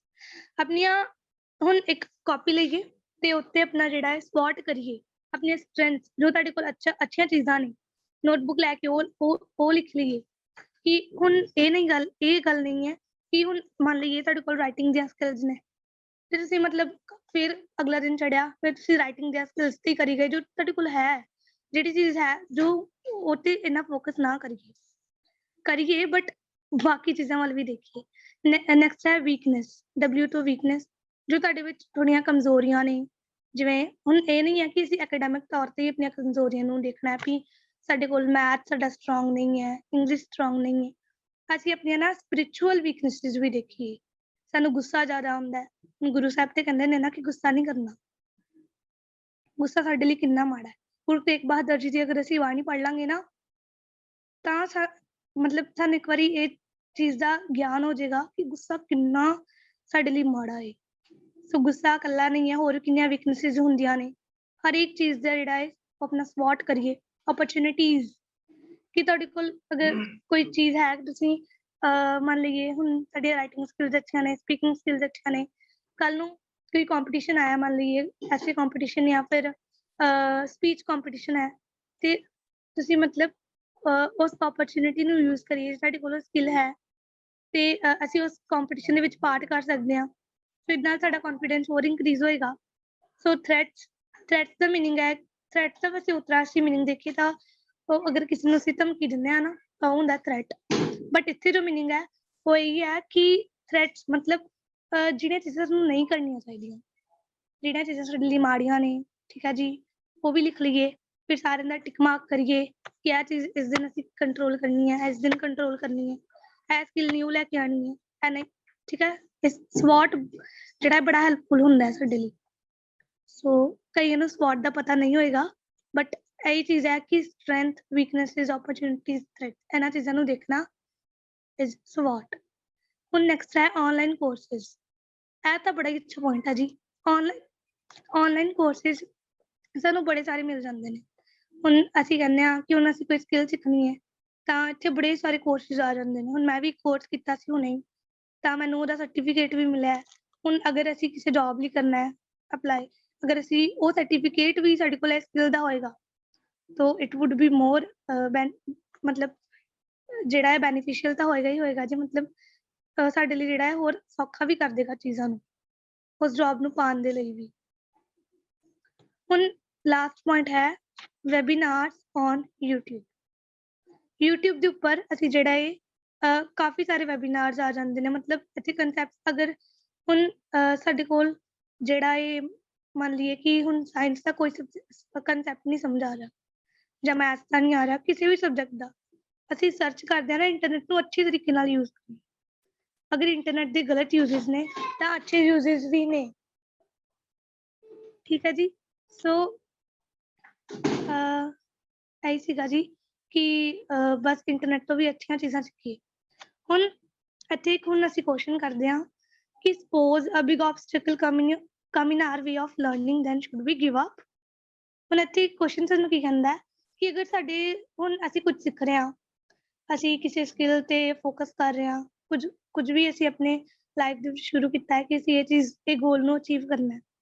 ਸੋ ਸਾਡੀ ਜੇਕਰ ਕੋਈ ਆਬਸਟੈਕਲ ਮਤਲਬ ਕਿ ਮੁਸ਼ਕਿਲ, ਜੇਕਰ ਸਾਡੇ ਰਸਤੇ ਵਿੱਚ ਕੋਈ ਵੱਡੀ ਸਾਰੀ ਮੁਸ਼ਕਿਲ ਆ ਜਾਂਦੀ ਹੈ, ਸੋ ਕੀ ਸਾਨੂੰ ਹਾਰ ਮੰਨਣੀ ਚਾਹੀਦੀ ਹੈ? ਹੁਣ ਸਾਡੀ ਜ਼ਿੰਦਗੀ 'ਚ ਕਿੰਨੀਆਂ ਮੁਸ਼ਕਿਲਾਂ ਆਉਂਦੀਆਂ ਨੇ, ਪਰ ਗੁਰੂ ਸਾਹਿਬ ਕਹਿੰਦੇ ਨੇ ਡਟ ਕੇ ਮੁਸ਼ਕਿਲ ਦਾ ਸਾਹਮਣਾ ਕਰੋ। ਪਰ ਮੈਨੂੰ ਲੱਗਦਾ ਹੈ ਕਿ ਇਹ ਜਿਹੜੀਆਂ ਸਾਨੂੰ ਮੁਸ਼ਕਿਲਾਂ ਆਉਂਦੀਆਂ ਨੇ ਨਾ, ਇਹ ਬੜੀਆਂ ਛੋਟੀਆਂ ਨੇ। ਸਭ ਤੋਂ ਵੱਡੀ ਮੁਸ਼ਕਿਲ ਸੀ ਗੁਰੂ ਗੋਬਿੰਦ ਸਿੰਘ ਜੀ ਨੂੰ, ਜਦੋਂ ਉਹਨਾਂ ਨੇ ਮਾਛੀਵਾੜੇ ਦੇ ਜੰਗਲਾਂ ਦੇ ਵਿੱਚ ਦੇਖੋ ਕੰਡਿਆਂ ਤੇ ਸੁੱਤੇ, ਕਿੰਨੀਆਂ ਮੁਸ਼ਕਿਲਾਂ, ਆਪਣਾ ਪਰਿਵਾਰ ਵਾਰ ਦਿੱਤਾ। ਕਿੰਦੇ ਲਈ ਵਾਰਿਆ ਸੀ? ਸਾਡੇ ਲਈ। ਕਿੰਨੀਆਂ, ਉਹਨਾਂ ਨੂੰ ਕੀ ਲੋੜ ਸੀ ਇੰਨਾ ਕੁਝ ਕਰਨ ਦੀ? ਪਰ ਉਹ ਡਰੇ ਨਹੀਂ ਮੁਸ਼ਕਿਲਾਂ ਤੋਂ। ਉਹਨਾਂ ਨੇ ਉੱਥੇ ਵੀ ਗੁਰੂ ਸਾਹਿਬ ਦੇ ਗੁਣ ਗਾਏ, ਉੱਥੇ ਵੀ ਜਿਹੜਾ ਉਹਨਾਂ ਦੀ ਭਜਨ ਬੰਦਗੀ ਕੀਤੀ, ਉਸ ਚੀਜ਼ ਨੂੰ ਵੀ ਪੋਜ਼ਿਟਿਵ ਤਰੀਕੇ ਦੇ ਵਿੱਚ ਬਦਲ ਲਿਆ, ਉਸ ਨੈਗੇਟਿਵਿਟੀ ਨੂੰ ਪੋਜ਼ਿਟਿਵਿਟੀ 'ਚ ਬਦਲ ਲਿਆ। ਉਹ ਪੋਜ਼ਿਟਿਵ ਰਹੇ, ਮੁਸ਼ਕਿਲਾਂ ਤੋਂ ਬਿਲਕੁਲ ਨਹੀਂ ਡਰੇ। ਤੇ ਉਹਨਾਂ ਜਿੰਨੀ ਮੁਸ਼ਕਿਲ ਨਾ ਕਿਸੇ ਨੂੰ ਆਉਣੀ ਹੈ ਤੇ ਨਾ ਹੀ ਕਦੀ ਆਈ ਹੈ। ਬਸ ਉਹਨਾਂ ਨੂੰ ਸੀ ਸਭ ਤੋਂ ਵੱਡੀ ਮੁਸ਼ਕਿਲ। ਜੇ ਉਹ ਨਹੀਂ ਘਬਰਾਏ ਤੇ ਅਸੀਂ ਉਹਨਾਂ ਦੇ ਹੀ ਵਾਰਿਸ ਹਾਂ ਜੀ। ਅਗਰ ਗੁਰੂ ਨਾਨਕ ਪਾਤਸ਼ਾਹ ਨੇ ਸਿੱਖੀ ਦਾ ਬੂਟਾ ਲਾਇਆ ਸੀ ਤਾਂ ਹੁਣ ਅਸੀਂ ਫਲ ਹਾਂ ਅੱਗੇ। ਠੀਕ ਹੈ ਜੀ। ਸੋ ਅਸੀਂ ਸਟਰੋਂਗ ਬਣਨਾ ਹੈ। ਅੱਜ ਕੱਲ੍ਹ ਨਾ ਅਸੀਂ ਬੜੇ ਕਮਜ਼ੋਰ ਹੋ ਗਏ ਹਾਂ। ਕੋਈ ਵੀ ਸਾਨੂੰ ਬੁਲੀ ਕਰਦਾ ਹੈ, ਕੋਈ ਸਾਨੂੰ ਆ ਕੇ ਗਲਤ ਥੋੜ੍ਹਾ ਜਿਹਾ ਬੋਲ ਦਿੰਦਾ। ਜਿਵੇਂ ਅਸੀਂ ਪਿੱਛੇ ਇੱਕ ਸੈਸ਼ਨ ਕੀਤਾ ਸੀ ਸਾਬਤ ਸੂਰਤ ਦਸਤਾਰ ਸਿਰਾ, ਕੋਈ ਵੀ ਗਲਤ ਬੋਲ ਦਿੰਦਾ ਹੈ ਮਾੜਾ ਜਿਹਾ, ਅਸੀਂ ਆਪਣੇ ਆਪ ਤੇ ਸ਼ੱਕ ਕਰਨ ਲੱਗ ਪੈਂਦੇ। ਸੱਚੀ ਅਸੀਂ ਇੱਦਾਂ ਦੇ ਹਾਂ ਜੀ। ਸੋ ਸਟਰੋਂਗ ਰਹੀਏ, ਆਪਣੇ ਮਨਾਂ ਨੂੰ ਸਟਰੋਂਗ ਕਰੀਏ, ਕਿਉਂਕਿ ਗੁਰੂ ਸਾਹਿਬ ਵੀ ਕਹਿੰਦੇ ਨੇ ਮਨ ਜੀਤਾ ਜਗ ਜੀਤ।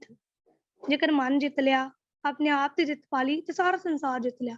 ਫਿਰ ਕਿਸੇ ਵੀ ਵੱਡੀ ਪੋਸਟ ਦੀ ਜਾਂ ਇਹ ਨਹੀਂ ਹੈ ਕਿ ਅਸੀਂ ਇਹ ਚੀਜ਼ ਕਰਾਂਗੇ ਤੇ ਫਿਰ ਹੀ ਅਸੀਂ ਸਾਰੇ ਸੰਸਾਰ ਦੇ ਵਿੱਚ ਜਿਹੜੇ ਆ ਉਹਨੂੰ ਜਿੱਤ ਪਾਵਾਂਗੇ। ਉੱਦਾਂ ਤੇ ਅਸੀਂ ਜਿੱਤ ਨਹੀਂ ਸਕਦੇ, ਬਟ ਜੇਕਰ ਅਸੀਂ ਆਪਣੇ ਮਨ ਨੂੰ ਜਿੱਤ ਲਿਆ, ਹੁਣ ਇੱਥੇ ਗੁਰੂ ਸਾਹਿਬ ਨੇ ਇੱਕ ਸੀਕਰੇਟ ਹੀ ਹੈ ਸਾਨੂੰ ਦੱਸਿਆ, ਮਨ ਜੀਤਾ ਜਗ ਜੀਤ। ਜੱਗ ਨੂੰ ਜਿੱਤਣ ਦਾ ਸੀਕਰੇਟ, ਮਨ ਨੂੰ ਜਿੱਤ ਲਈਏ ਜੱਗ ਜਿੱਤਿਆ ਜਾਏਗਾ। ਮਨ ਨੂੰ ਸਟਰੋਂਗ ਕਰ ਲਈਏ। ਹੁਣ ਜਿਵੇਂ ਸਰਬਜੀਤ ਅੰਕਲ ਜੀ ਵੀ ਕਹਿੰਦੇ ਨੇ ਹੁੰਦੇ ਨੇ ਕਿ ਦੁੱਖ ਤਾਂ ਮੰਨੇ ਦਾ ਹੁੰਦਾ ਹੈ। ਸੋ ਮੈਨੂੰ ਲੱਗਦਾ ਹੈ ਕਿ ਮੁਸ਼ਕਿਲ ਵੀ ਮੰਨੇ ਦੀ ਹੀ ਹੁੰਦੀ ਹੈ।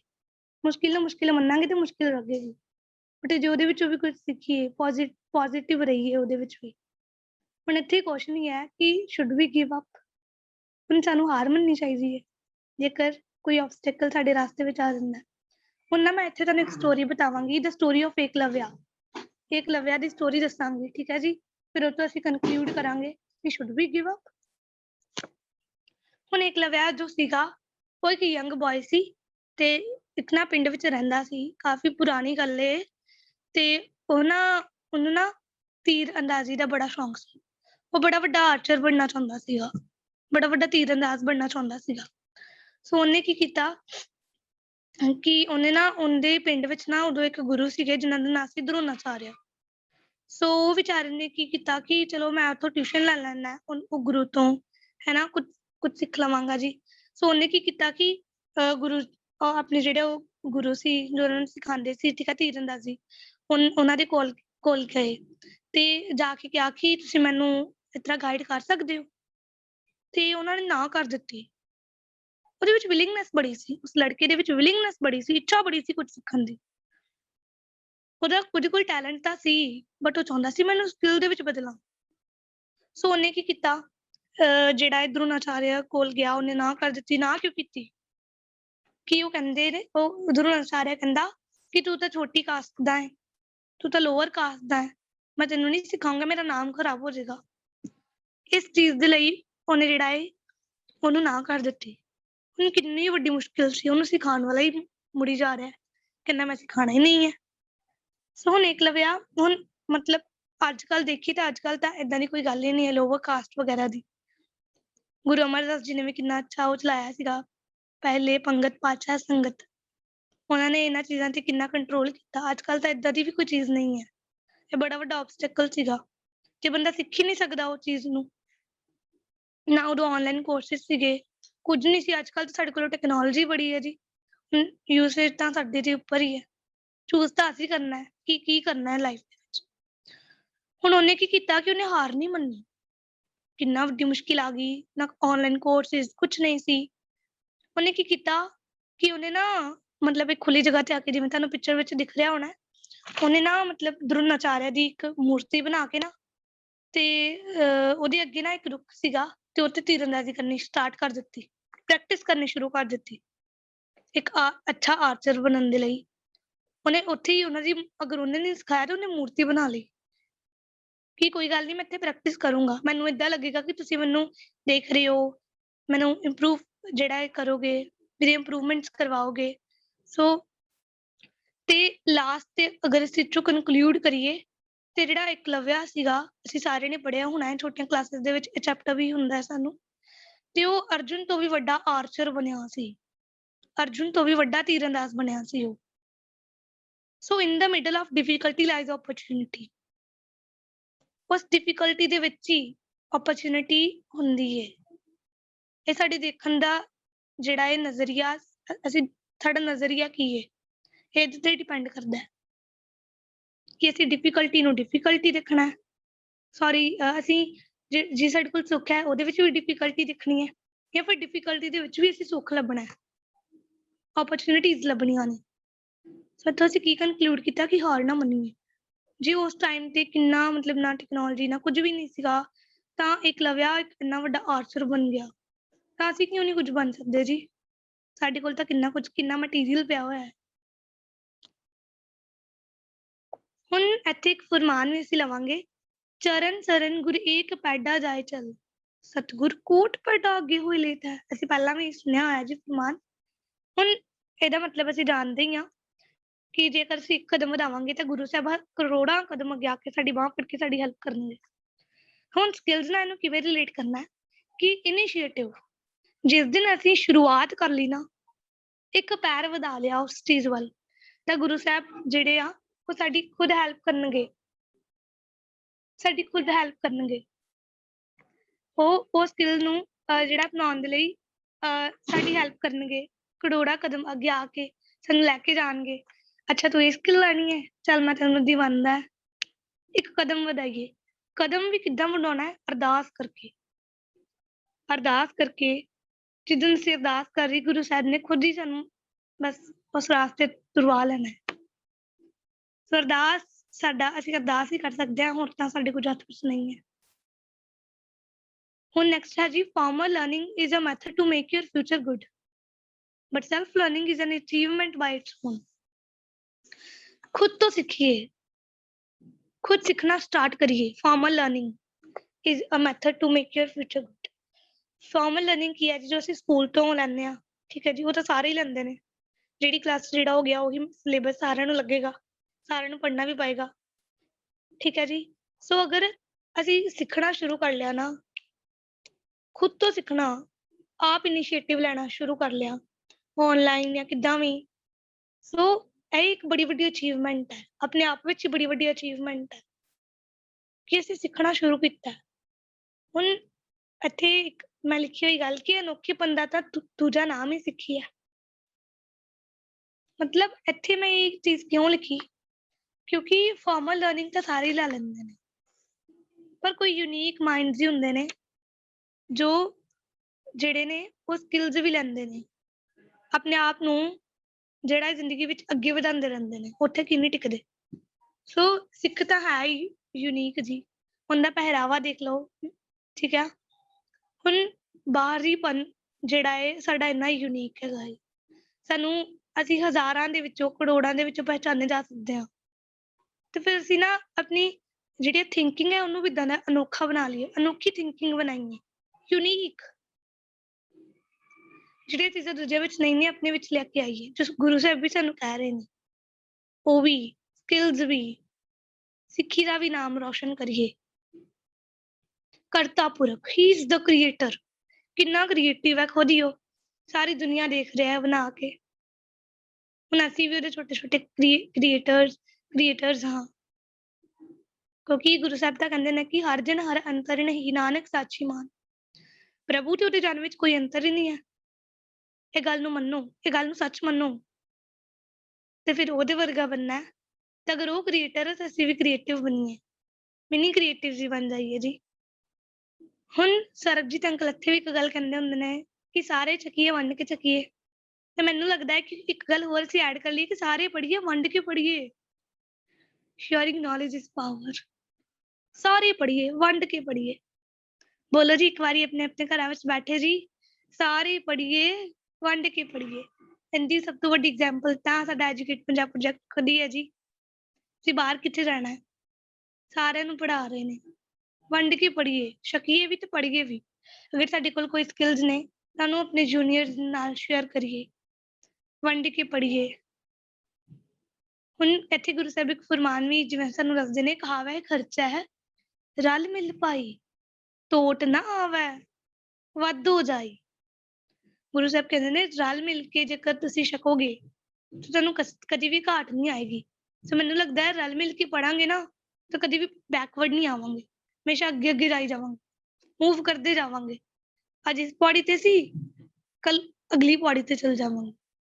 ਪਰ ਜੇ ਸਾਡੇ ਵਿੱਚ ਇਹ ਚੀਜ਼ ਆ ਗਈ, ਹੰਕਾਰ ਆ ਗਿਆ ਕਿ ਵਾਹ ਜੀ ਮੇਰੇ ਕੋਲ ਇੰਨੀਆਂ ਸਕਿੱਲਸ ਨੇ, ਮੈਂ ਕਿਉਂ ਕਿਸੇ ਨੂੰ ਦੇਵਾਂ। ਹੰਕਾਰ ਬੰਦੇ ਨੂੰ ਮਾਰ ਦਿੰਦਾ ਹੈ ਜੀ, ਉਹ ਤਾਂ ਇੱਕ ਸਬਜ਼ੀ ਆਤਮਿਕ ਮੌਤ ਹੈ। ਜੇਕਰ ਸਕਿੱਲਸ ਨੇ ਦੂਜਿਆਂ ਦਾ ਨਾਲ ਵੀ ਸ਼ੇਅਰ ਕਰੀਏ, ਉਹਨਾਂ ਨੂੰ ਵੀ ਸਿਖਾਈਏ, ਪਹਿਲਾਂ ਪਰ ਖੁਦ ਸਿੱਖੀਏ ਫਿਰ ਸਿਖਾਈਏ। ਸੋ ਇੱਥੇ ਹੀ ਸਾਡਾ ਸੈਸ਼ਨ ਇਹੀ ਸੀਗਾ ਜੀ, ਸਾਰੇ ਪੜ੍ਹੀਏ, ਵੰਡ ਕੇ ਪੜ੍ਹੀਏ। ਸੋ ਸਕਿੱਲਸ ਆਪਣੇ ਅੰਦਰ ਲੈ ਕੇ ਆਈਏ, ਤੇ ਸਕਿੱਲਸ ਅਸੀਂ ਜਾਣ ਹੀ ਲੈ ਕਿੰਨੇ ਇੰਪੋਰਟੈਂਟ ਨੇ ਸਾਡੇ ਲਈ। ਸੋ ਫਿਰ ਇੱਥੇ ਹੀ ਅਸੀਂ ਆਪਣੇ ਸੈਸ਼ਨ ਦੀ ਸਮਾਪਤੀ ਕਰਦੇ ਹਾਂ ਜੀ। ਧੰਨਵਾਦ ਜੀ। ਵਾਹਿਗੁਰੂ ਜੀ ਕਾ ਖਾਲਸਾ, ਵਾਹਿਗੁਰੂ ਜੀ ਕੀ ਫਤਿਹ। ਵਾਹਿਗੁਰੂ ਜੀ ਕਾ ਖਾਲਸਾ, ਵਾਹਿਗੁਰੂ ਜੀ ਕੀ ਫਤਿਹ। ਆਪ ਜੀ ਦਾ ਬਹੁਤ ਧੰਨਵਾਦ ਜੀ, ਆਪਣੇ ਬਹੁਤ ਵਧੀਆ ਸੈਸ਼ਨ ਲਿਆ, ਸਾਨੂੰ ਸਕਿੱਲ ਡਿਵੈਲਪਮੈਂਟ ਬਾਰੇ ਬਹੁਤ ਵਧੀਆ ਦੱਸਿਆ। ਇਹ ਕੈਂਪ ਲਗਭਗ 1 ਸਾਲ ਤੋਂ ਲੱਗ ਰਿਹਾ ਹੈ। ਇਸ ਕੈਂਪ ਵਿੱਚ ਸਾਨੂੰ ਧਾਰਮਿਕ ਅਤੇ ਦੁਨਿਆਵੀ ਦੋਨੋਂ ਤਰ੍ਹਾਂ ਦੀ ਸਿੱਖਿਆ ਦਿੱਤੀਆਂ ਜਾਂਦੀਆਂ ਹਨ। ਇਸ ਕੈਂਪ ਵਿੱਚ ਅਸੀਂ ਹਰ ਰੋਜ਼ ਕੁਝ ਨਾ ਕੁਝ ਨਵਾਂ ਸਿੱਖਦੇ ਹਾਂ। ਇਸ ਕੈਂਪ ਵਿੱਚ ਅਸੀਂ ਆਪਣਾ ਪਬਲਿਕ ਸਪੀਕਿੰਗ ਦਾ ਡਰ ਦੂਰ ਕਰ ਸਕਦੇ ਹਾਂ। ਸਾਨੂੰ ਕੀਰਤਨ ਸੇਵਾ, ਜਾਪ ਸੇਵਾ, ਹੈਂਡ ਰੇਜ਼ ਕਰਕੇ ਸੈਸ਼ਨ ਲੈ ਕੇ ਅਸੀਂ ਆਪਣਾ ਪਬਲਿਕ ਸਪੀਕਿੰਗ ਦਾ ਡਰ ਦੂਰ ਕਰ ਸਕਦੇ ਹਾਂ। ਆਪ ਜੀ ਦਾ ਬਹੁਤ ਧੰਨਵਾਦ। ਹੁਣ ਅਗਰ ਕਿਸੇ ਵਿਦਿਆਰਥੀ ਦਾ ਕੋਈ ਸਵਾਲ ਹੋਵੇ ਤਾਂ ਉਹ ਹੈਂਡ ਰੇਜ਼ ਕਰ ਸਕਦੇ ਨੇ ਜੀ। ਕੁਐਸਚਨਸ ਤੋਂ ਪਹਿਲਾਂ ਮੈਂ ਇੱਕ ਦੋ ਪੁਆਇੰਟਸ ਜਿਹੜੇ ਕਿ ਗੱਲ ਕਰਨੀ ਚਾਹਾਂਗੀ ਜੀ। ਸੋ ਇੱਕ ਤਾਂ ਸਭ ਤੋਂ ਪਹਿਲਾਂ ਤਾਂ ਬਹੁਤ ਵਧਾਈਆਂ ਜੀ, ਸੈਲੀਨ ਕੌਰ ਜੀ ਨੇ ਬੜਾ ਹੀ ਵਧੀਆ ਢੰਗ ਦੇ ਨਾਲ ਆਪਣੇ ਟੌਪਿਕ ਨੂੰ ਨਿਭਾਇਆ।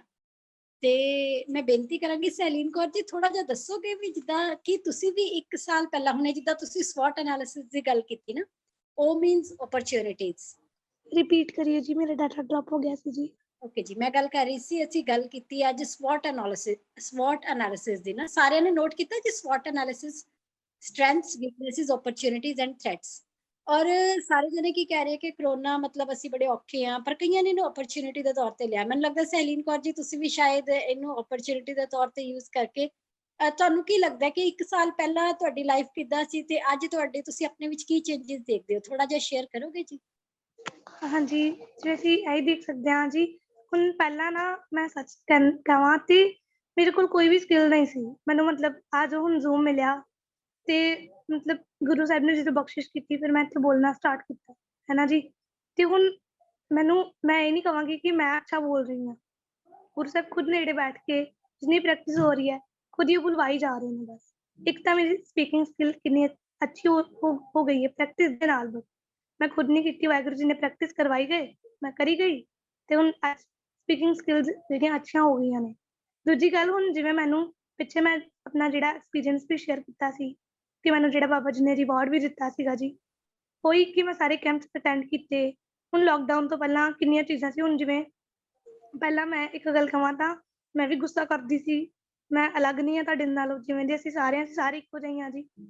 ਤੇ ਜਿੰਨੇ ਸੈਸ਼ਨਸ ਲਗਾਏ ਉਸ ਤੋਂ ਬਾਅਦ ਮੈਂ ਜਦੋਂ ਪੱਖੇ ਵੱਲ ਦੇਖਦੀ ਹਾਂ ਸੋਚਦੀ ਹਾਂ ਠੰਡੇ ਰਹਿਣਾ ਹੈ ਜੀ, ਗੁੱਸਾ ਨਹੀਂ ਕਰਨਾ। ਸੋ ਇਹ ਕੈਂਪ ਸਾਡੇ ਲਈ ਇੰਨਾ ਮੇਰੇ ਲਈ ਤਾਂ ਬਹੁਤ ਜ਼ਿਆਦਾ ਬੈਨੀਫਿਸ਼ੀਅਲ ਹੈ।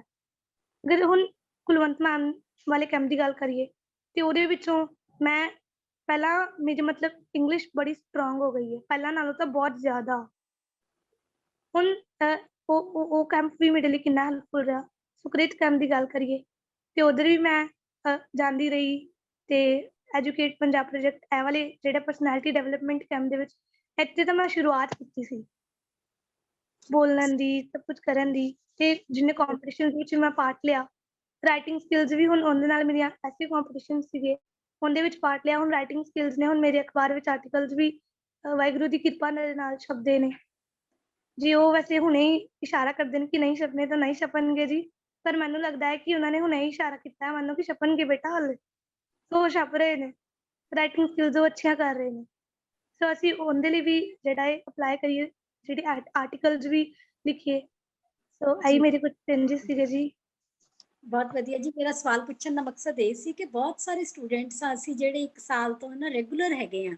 ਸੋ ਪਹਿਲੀ ਗੱਲ ਜਿਹੜੀ ਗੱਲ ਕੀਤੀ ਗਈ ਸੀ ਨਾ ਸੁਣਨ ਵਾਲੀ, ਕਿ ਸੁਣਨਾ ਵੀ ਇੱਕ ਸਕਿੱਲ ਹੈ। ਬੜੇ ਦੇਖ ਲਓ ਕਿੰਨੇ ਸਟੂਡੈਂਟਸ ਹੈ, ਪਰ ਜਿਹੜੇ ਕਹਿ ਲਓ ਤਕਰੀਬਨ 400 450 ਬੱਚਾ ਰੋਜ਼ ਜੁੜਦਾ, ਇਹਦਾ ਮਤਲਬ ਪਹਿਲਾ ਸਕਿੱਲ ਤਾਂ ਉਹਨਾਂ ਕੋਲ ਆ ਗਿਆ ਸੁਣਨ ਦਾ।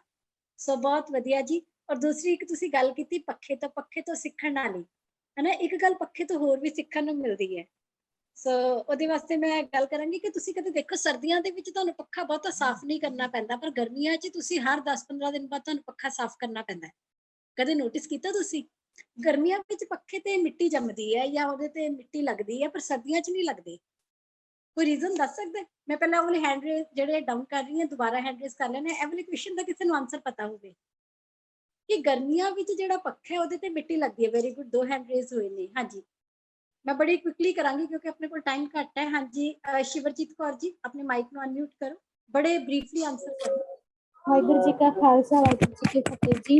ਜੀ ਆਪਾਂ ਜਿੱਦਾਂ ਕੋਸ਼ਿਸ਼ ਕਰਦੇ ਹਾਂ ਆਪਣੇ ਮਤਲਬ ਕਿ ਜਿਹੜੀ ਮੈਲ ਆ ਉਹ ਜੰਮਦੀ ਵੀ ਆ ਤੇ ਲੈਂਦੀ ਵੀ। ਆਪਾਂ ਡੇਲੀ ਕੋਸ਼ਿਸ਼ ਕਰਦੇ ਹਾਂ ਤੇ ਜੀ ਆਪਾਂ ਆਪਦੇ ਅੰਦਰ ਦੀ ਮੈਲ ਨੂੰ ਉਹ ਧੋਨੇ ਆ ਜੀ, ਜਿਵੇਂ ਕਿ ਕੋਈ ਆਪਾਂ ਆਪਦੇ ਚੇਂਜਸ ਕਰਦੇ ਹਾਂ ਜੀ। ਕੋਈ ਹੋਰ ਆਨਸਰ ਜੀ? ਇਹ ਆਨਸਰ ਠੀਕ ਹੈ, ਬਟ ਹਾਂਜੀ ਅੰਮ੍ਰਿਤਸਰ 14087 ਬੜਾ ਬਰੀਫ ਜਿਹਾ ਆਨਸਰ ਹੈ ਇਹਦਾ। ਮੈਂ ਵਾਹਿਗੁਰੂ ਜੀ ਕਾ ਖਾਲਸਾ ਵਾਹਿਗੁਰੂ ਜੀ ਕੀ ਫਤਿਹ। ਹਾਂਜੀ ਦੱਸੋ ਜੀ। ਜੀ ਕਿਉਂਕਿ ਗਰਮੀਆਂ ਦੇ ਵਿੱਚ ਆਪਾਂ ਪੱਖਾ ਜ਼ਿਆਦਾ ਚਲਾਉਂਦੇ ਆ ਤਾਂ ਕਰਕੇ, ਤੇ ਨਾਲੇ ਗਰਮੀਆਂ ਦੇ ਵਿੱਚ ਜਿਹੜਾ ਮਿੱਟੀ ਘੱਟਾ ਹੈ ਉਹ ਜ਼ਿਆਦਾ ਉੱਡਦਾ ਹੈ। ਠੀਕ ਹੈ ਜੀ, ਬਹੁਤ ਧੰਨਵਾਦ ਜੀ। ਤੁਸੀਂ ਆਨਸਰ ਦੇ ਨੇੜੇ ਹੈਗੇ ਹੋ। ਸੋ ਪਹਿਲੀ ਗੱਲ, ਮਿੱਟੀ ਘੱਟਾ ਤਾਂ ਸਰਦੀਆਂ ਵਿੱਚ ਵੀ ਉੱਡ ਸਕਦਾ ਹੈ। ਇਹਦਾ ਆਪਾਂ ਇਹ ਰੀਜ਼ਨ ਨਹੀਂ ਕਹਿ ਸਕਦੇ ਕਿ ਮਿੱਟੀ ਘੱਟਾ ਉੱਡਿਆ, ਪਰ ਹਰ 10 ਦਿਨ ਬਾਅਦ ਜੇ ਮਿੱਟੀ ਘੱਟਾ ਨਹੀਂ ਵੀ ਉੱਡ ਰਿਹਾ ਤਾਂ ਵੀ ਤੁਹਾਨੂੰ ਸਾਫ਼ ਕਰਨਾ ਪੈਂਦਾ, ਕਿਉਂਕਿ ਉਹ ਕੰਮ ਕਰ ਰਿਹਾ ਉਸ ਵੇਲੇ।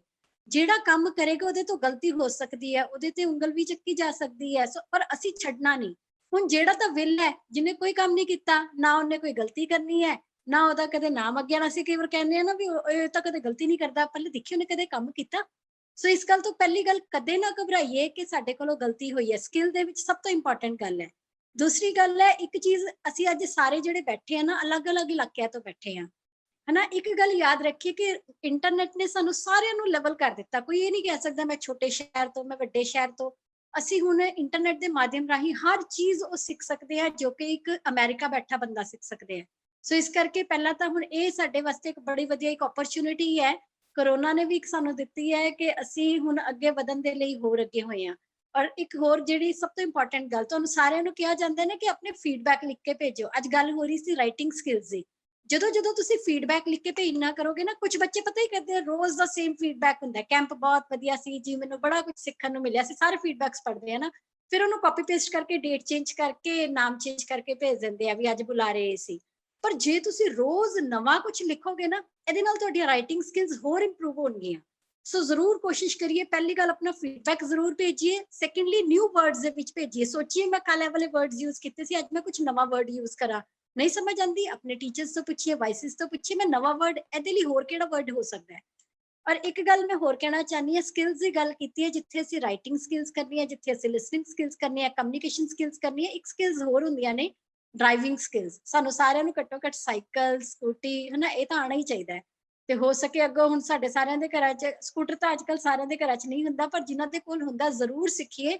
ਉਹਦੇ ਨਾਲ ਵੀ ਬੜਾ ਕੌਨਫੀਡੈਂਸ ਵੱਧਦਾ ਹੈ, ਹਨਾ। ਜਦੋਂ ਅਸੀਂ ਡਰਾਈਵਿੰਗ ਸਿੱਖ ਲੈਂਦੇ ਹਾਂ, ਕੋਈ ਵੀ ਡਰਾਈਵਿੰਗ ਹੋਵੇ, ਚਾਹੇ ਸਾਈਕਲ ਹੋਵੇ, ਕਾਰ ਹੋਵੇ, ਮੋਟਰਸਾਈਕਲ ਹੋਵੇ, ਇਹ ਨਹੀਂ ਕਿ ਗਰਲਸ ਮੋਟਰਸਾਈਕਲ ਨਹੀਂ ਚਲਾ ਸਕਦੀਆਂ। ਸੋ ਇਸ ਕਰਕੇ ਸਭ ਕੁਝ ਸਿੱਖੀਏ। ਹੁਣ ਛੋਟੇ ਛੋਟੇ ਘਰਾਂ ਦੇ ਕੰਮ ਹੁੰਦੇ ਆ, ਜਿਵੇਂ ਪ੍ਰੈਸ ਕਰਨੇ ਕੱਪੜੇ, ਇਹ ਵੀ ਸਾਨੂੰ ਆਉਣੇ ਚਾਹੀਦੇ ਆ ਨਾ। ਅਸੀਂ ਇੱਕ ਵਾਰੀ ਯੂਕੇ ਗਏ ਤੇ ਅਸੀਂ ਉੱਥੇ ਸਕੂਲਸ ਵਿਜ਼ਿਟ ਕੀਤੇ। ਉੱਥੇ ਸਾਨੂੰ ਦੇਖਣ ਨੂੰ ਮਿਲਿਆ ਬੱਚਿਆਂ ਨੂੰ ਪਤਾ ਕੀ ਸਿਖਾਉਂਦੇ ਸੀ, ਕੋਈ ਗੈਸ ਵੀ ਨਹੀਂ ਕਰ ਸਕਦਾ ਇੱਥੇ, ਸਾਈਕਲ ਦੇ ਟਾਇਰ ਨੂੰ ਪੈਂਚਰ ਲਗਾਉਣਾ। ਮਤਲਬ 5th ਤੇ 6th ਕਲਾਸ ਦੇ ਬੱਚੇ ਨੂੰ।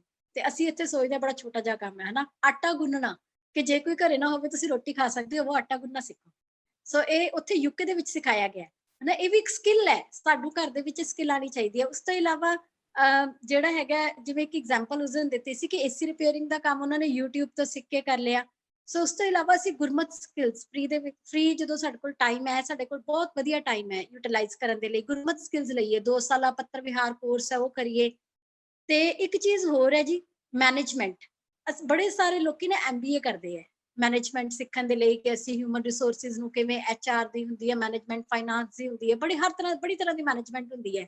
ਮੈਂ ਇੱਥੇ ਵਧਾਈ ਦੇਵਾਂਗੀ, 2-3 ਬੱਚੇ ਨੇ, 2-3 EPP ਨੰਬਰਸ ਨੇ, 10-160, 10-162, ਬਹੁਤ ਸਾਰੇ ਹੋਰ ਵੀ ਹੈਗੇ ਨੇ ਮੈਨੂੰ ਜਿਨ੍ਹਾਂ ਦੇ ਇੱਕਦਮ ਯਾਦ ਨਹੀਂ।